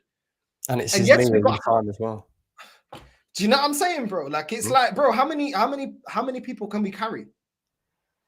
And then if it's not injuries, it's a lack of quality. You know what I'm saying? It's like, bro, we're carrying players that are not good enough and then players that keep getting injured. I don't understand why he's getting a new contract. It's too premature. Listen, I think Ben White was deserving of getting a new contract, 100%. 100% he was worried of getting a new contract. Yeah, because he's been consistent. He's been a good player. More times I'm not really on his case. And I'm happy with him playing as a right back. Yeah, if we can get somebody else that can compete with him, all good. But Tomiyasu. We do this at Arsenal, bro. It's like, you know, Eddie Nketiah's new contract. That was well premature. That should never have happened in the first place. Reece Nelson.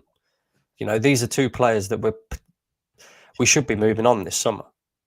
You know, and we've given them both decent contracts, you know, on decent money, long-term contracts.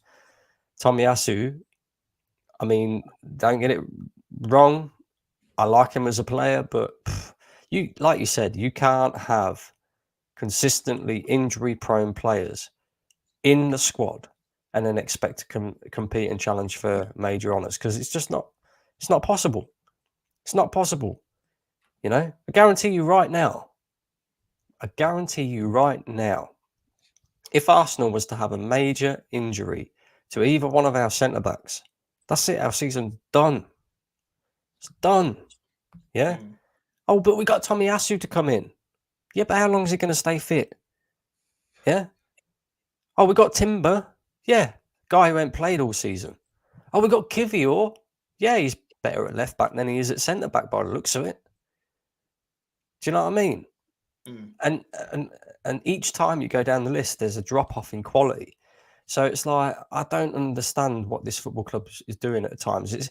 But you know, we've seen them do it before. Not just because the going's good, bro. We sign contracts to players, yeah, that the club know there may be a bit of backlash potentially when the going's good. That's one thing I've noticed about Arsenal. Yeah. When we're winning games and we're you know, everything looks good at the moment. Everything looks good. We've progressed in the Champions League. We're up there in the title race. It's the right time to hit the trigger button. Right, resign him. Yeah, other players like Saka, you can resign them anytime because everybody's just going to be happy. Do you know what I mean? If we bottle the league and re-sign Saka, no one's going to complain. But when it's a Tomiyasu or when it's an ESR or players like that, do it when the going's good. Do you know why? Because if me or you complain about it, why are you not complaining? But with progressing in the Champions League, you're being toxic and negative. Get behind the boys. Yeah, they need you to get behind them so that they can push on to win major honours. This club is smart, bro. They do it when the going is good. Really and truly, this guy, Tomiyasu, has never given us a whole season of consistent performances. He has moments of when he's been great. And I wanted him to stay fit.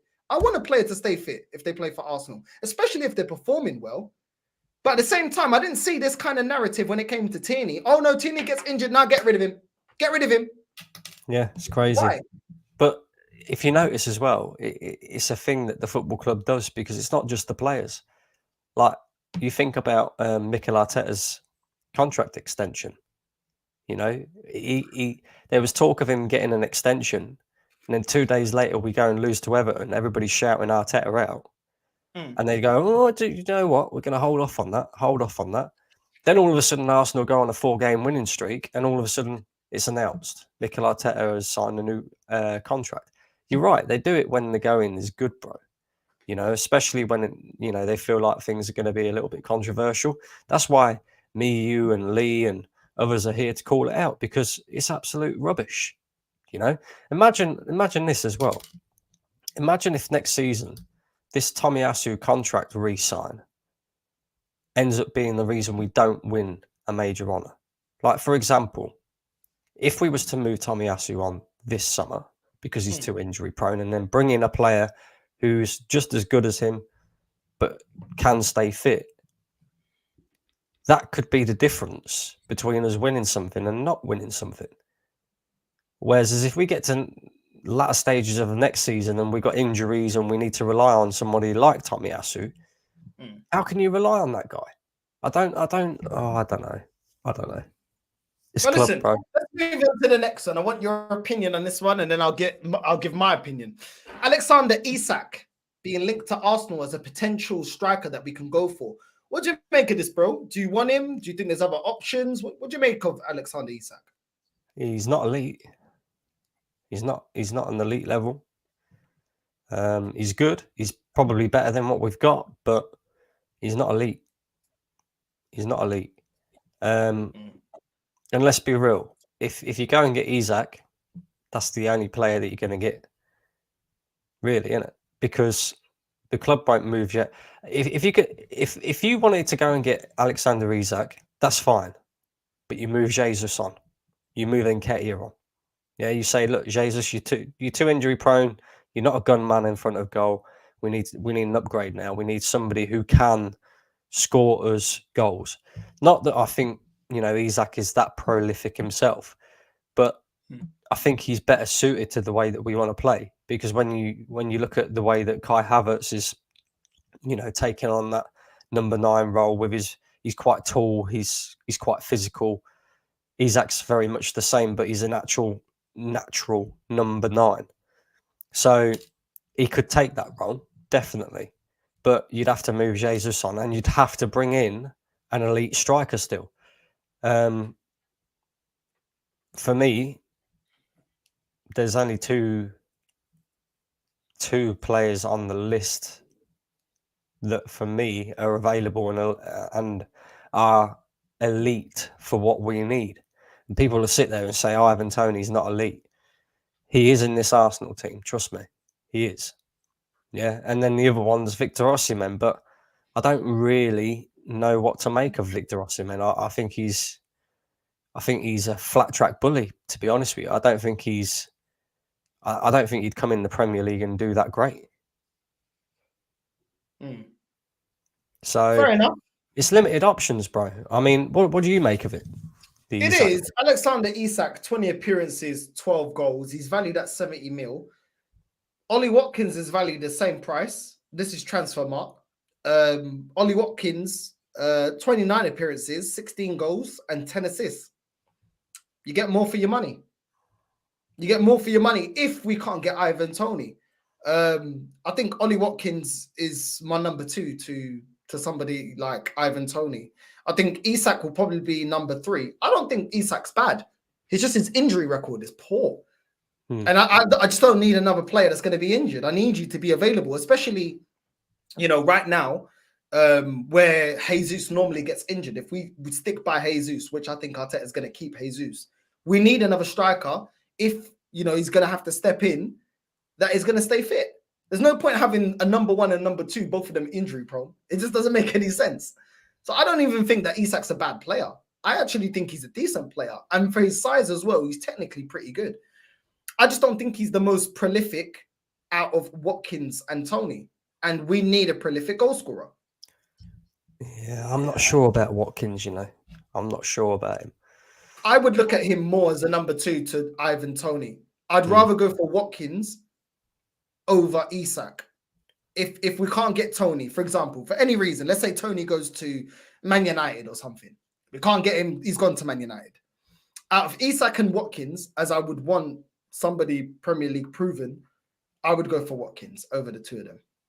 He gives you more assists, and he's a better goal scorer. But neither one of them are world class. At the same time, I'm saying this, I'm not saying either one are world class, because none of these strikers are world class. Even Ivan Toney is not world class. We're just looking at the strikers that are available. For me, I saw enough of Osimhen to not even be considering him. I don't think he's good enough. I think his mode of striker is very similar to Aubameyang. And if Arteta didn't keep Aubameyang that was able to get Golden Boot with Harry Kane, why would you go and get Osimhen? I don't think Osimhen's link-up play is that amazing. I think he's one of those strikers, a fox in a box, a bit like Aubameyang. You give him the ball in the box, he will score. But I don't even think he's as clinical as Aubameyang was. And the manager didn't really fancy Aubameyang. So that to me, I read from that, getting rid of Aubameyang is you don't like strikers in the mode of Aubameyang. So why go get an Osimhen that is very similar? That's my opinion on it. Not that I watch him week in, week out. From what I watched of him in the AFCON, he reminds me of a lot of Aubameyang. Just not as good, not as prolific. So, yeah, man, listen, it is what it is, man. I don't understand why he would get a striker like him. I think Ivan Toney and Ollie Watkins suits more what Arteta wants. But I think the reason I go more for Toney is Toney's a better goal scorer. I don't need somebody that can do Jesus' job. I'd rather just a striker that is a gunman. And I think in this team, Ivan Toney will bag at least 20 goals. In my opinion, with the service, the way that we play football, Jorginho creating chances, Odegaard creating chances, the wingers as well getting involved in the way that we attack, the way we play football, Ben White crossing the ball in the box. The service he will get in this Arsenal team, I see Ivan Toney touching 20 goals in this team. Yeah, see, with Ivan Toney, I think his all-round game's very good. I think his hold-up play is very, very good as well, which you need in a striker. Whereas as Ollie Watkins, I don't think his hold-up play is that great, you know. So I look at Toney as the bigger, more prolific version of Gabriel Jesus. Gabriel Jesus is definitely more technical, but Ivan Toney perfectly suited to this system. So, and I mean, look at the strikers market. There's nobody screaming out to me, you know, go get him. There's nobody. There's like some. I see some story today about a different striker. What's his name? Gorekes or something like that. Gyökeres, yeah. The Gyökeres. Sporting Lisbon striker. I'm not convinced, Brandon. I seen him. I'm not convinced, bro. I'm really not convinced. Listen, I may be wrong. I don't watch him week in, week out. I catch him in odd games. You know they're going to want 100 mil, bro. This is Portugal. They don't sell cheap, bro. They do not sell cheap. This is how they make their money. They are not going to sell cheap. Yeah, and the fact that there's a lack of quality strikers out there, do you know what I mean? They're gonna drive a hard bargain. The guy is not a gunman. When his team was dominating Benfica, he had a lot of chances. He only scored 1 goal. He had 4 clear-cut chances.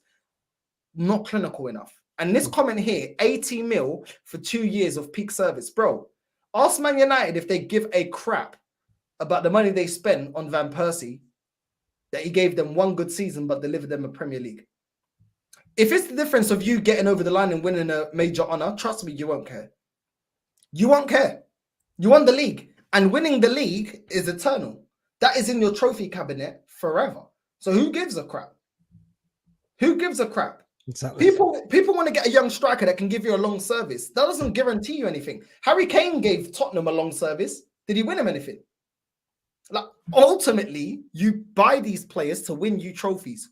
If they can only give you 2 years, well, if they're the difference of getting you over the line, who really cares? Netweed, name an alternative. Come on, name an alternative. That's what I'm saying. Listen, it's just an opinion. Listen, I respect your opinion. I'm just saying, bro, like, I don't really care about, oh, this player can last 4, 5, 6 years, bro. If the player's good enough now, get him now. I honestly do not care, bro. When you're getting big performances, do you think anyone cares, bro? Do you know what I'm saying? No one cares, bro. When you're a baller, no one cares. No one actually genuinely cares, bro. If you're a top player, you're a top player.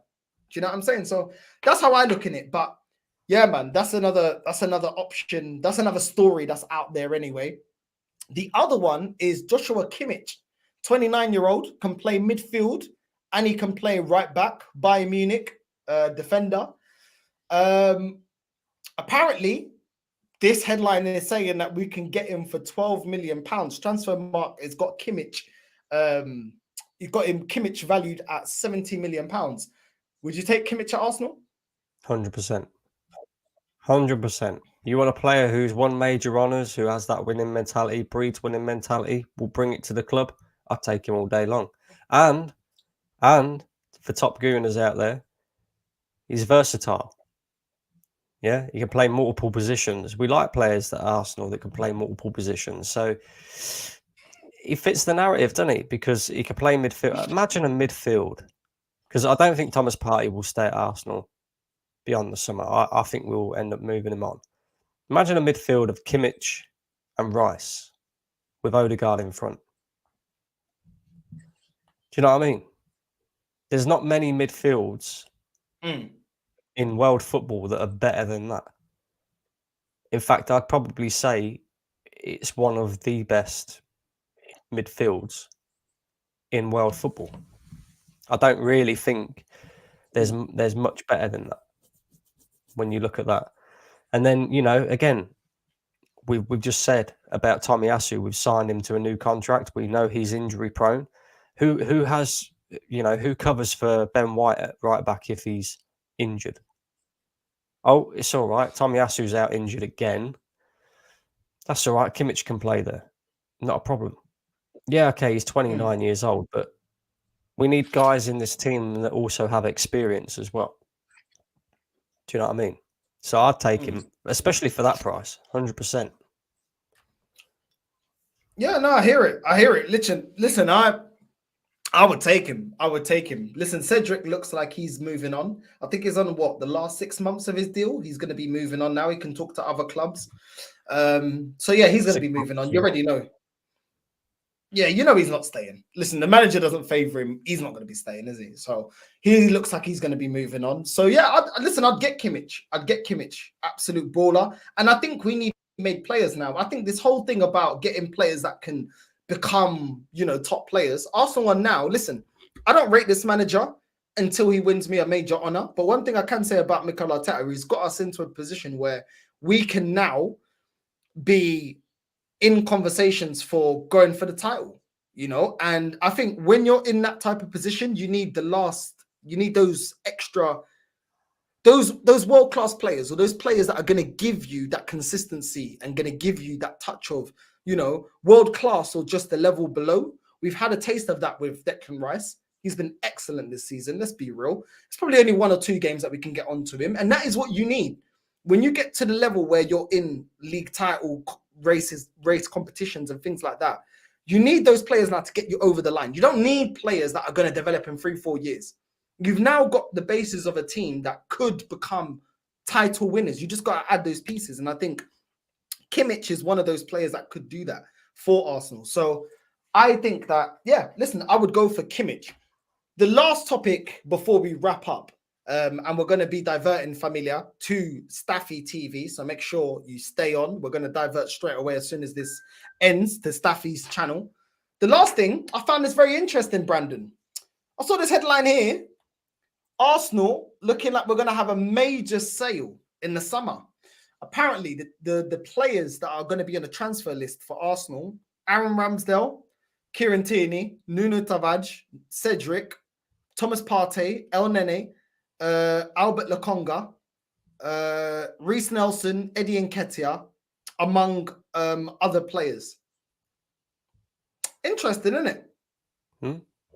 Interesting, because when I go on lives and Igal's telling me, oh, the bench can do this, the bench can do that. This is now the second time we're seeing that this bench is going to be sacrificed for us going out there and getting better players. We saw it in January that there was rumors and conversations about Arsenal selling a lot of players to make way for an Osimhen or a Tony or whoever striker you want or the club is looking at. And those rumors persist that we may be looking to get rid of a lot of this bench that Mikel Arteta, let's be real, doesn't really trust, to go out there and get whatever players he does want. So do you think there's something in this? The fact that this kind of rumor is not going away?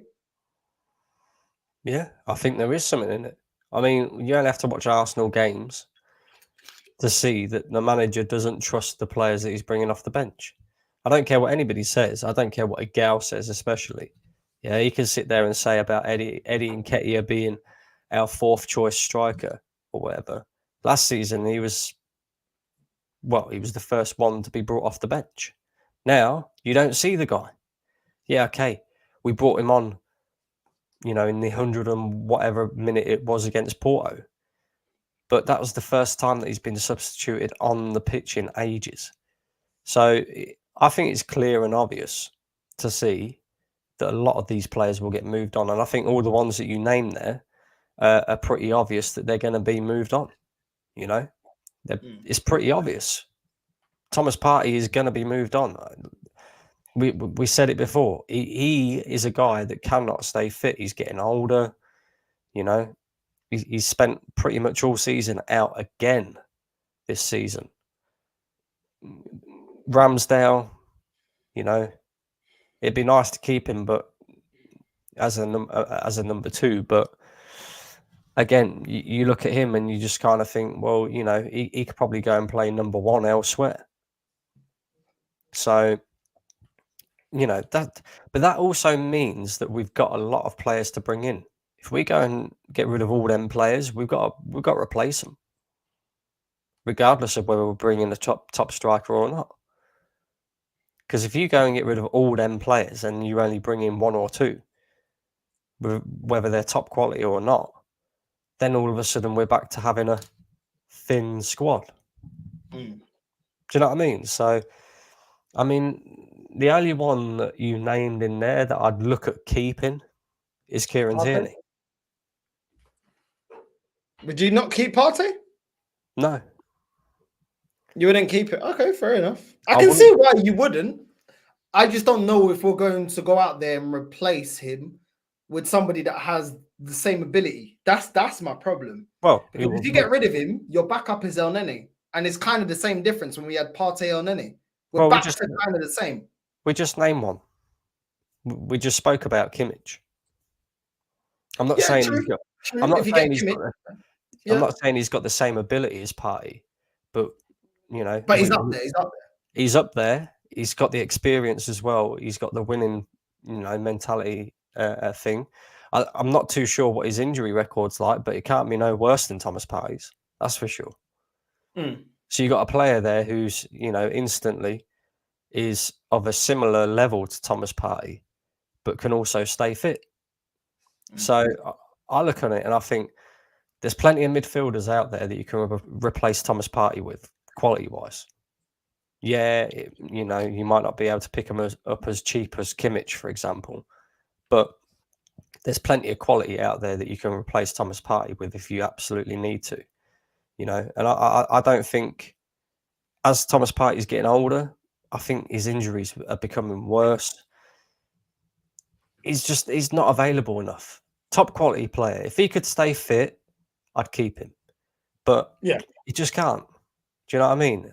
The reason why I'd keep Kieran Tierney, because all the people in the chat are probably going to go, oh, why are you keeping Kieran Tierney then when he can't stay fit?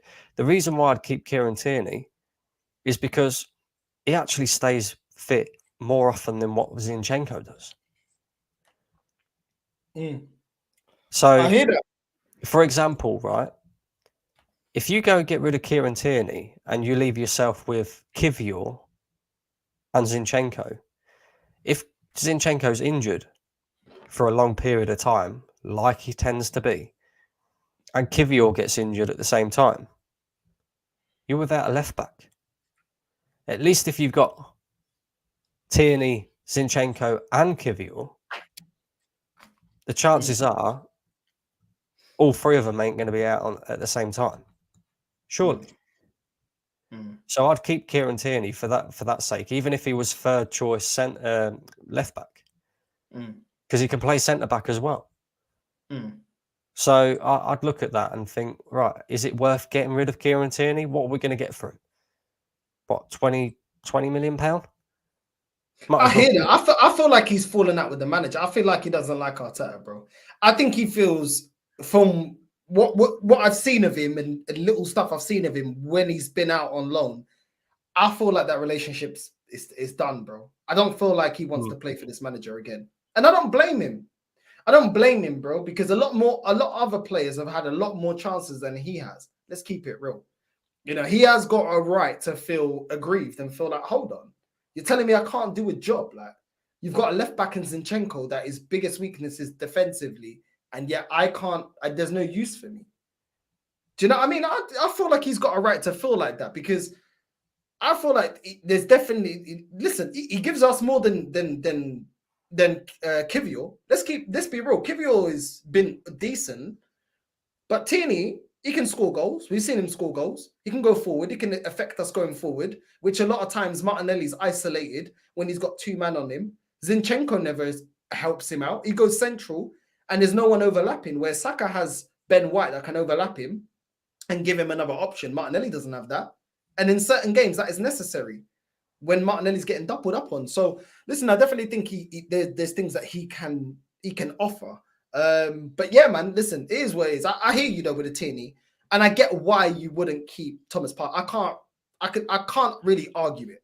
Apart from Partey's quality, I have to be real and say that, listen, he's too injury prone. And if we're talking about not holding on to players that are injury prone and getting away from players that keep getting too many injuries, Partey is in that conversation. And also, what's going on in his personal life as well? Do you know what I mean? The football club will look at that and go, we don't really want any part in that. Do you know what I mean? They did the same thing with Mesut Ozil when he come out defending the Uriah Muslims. Yeah.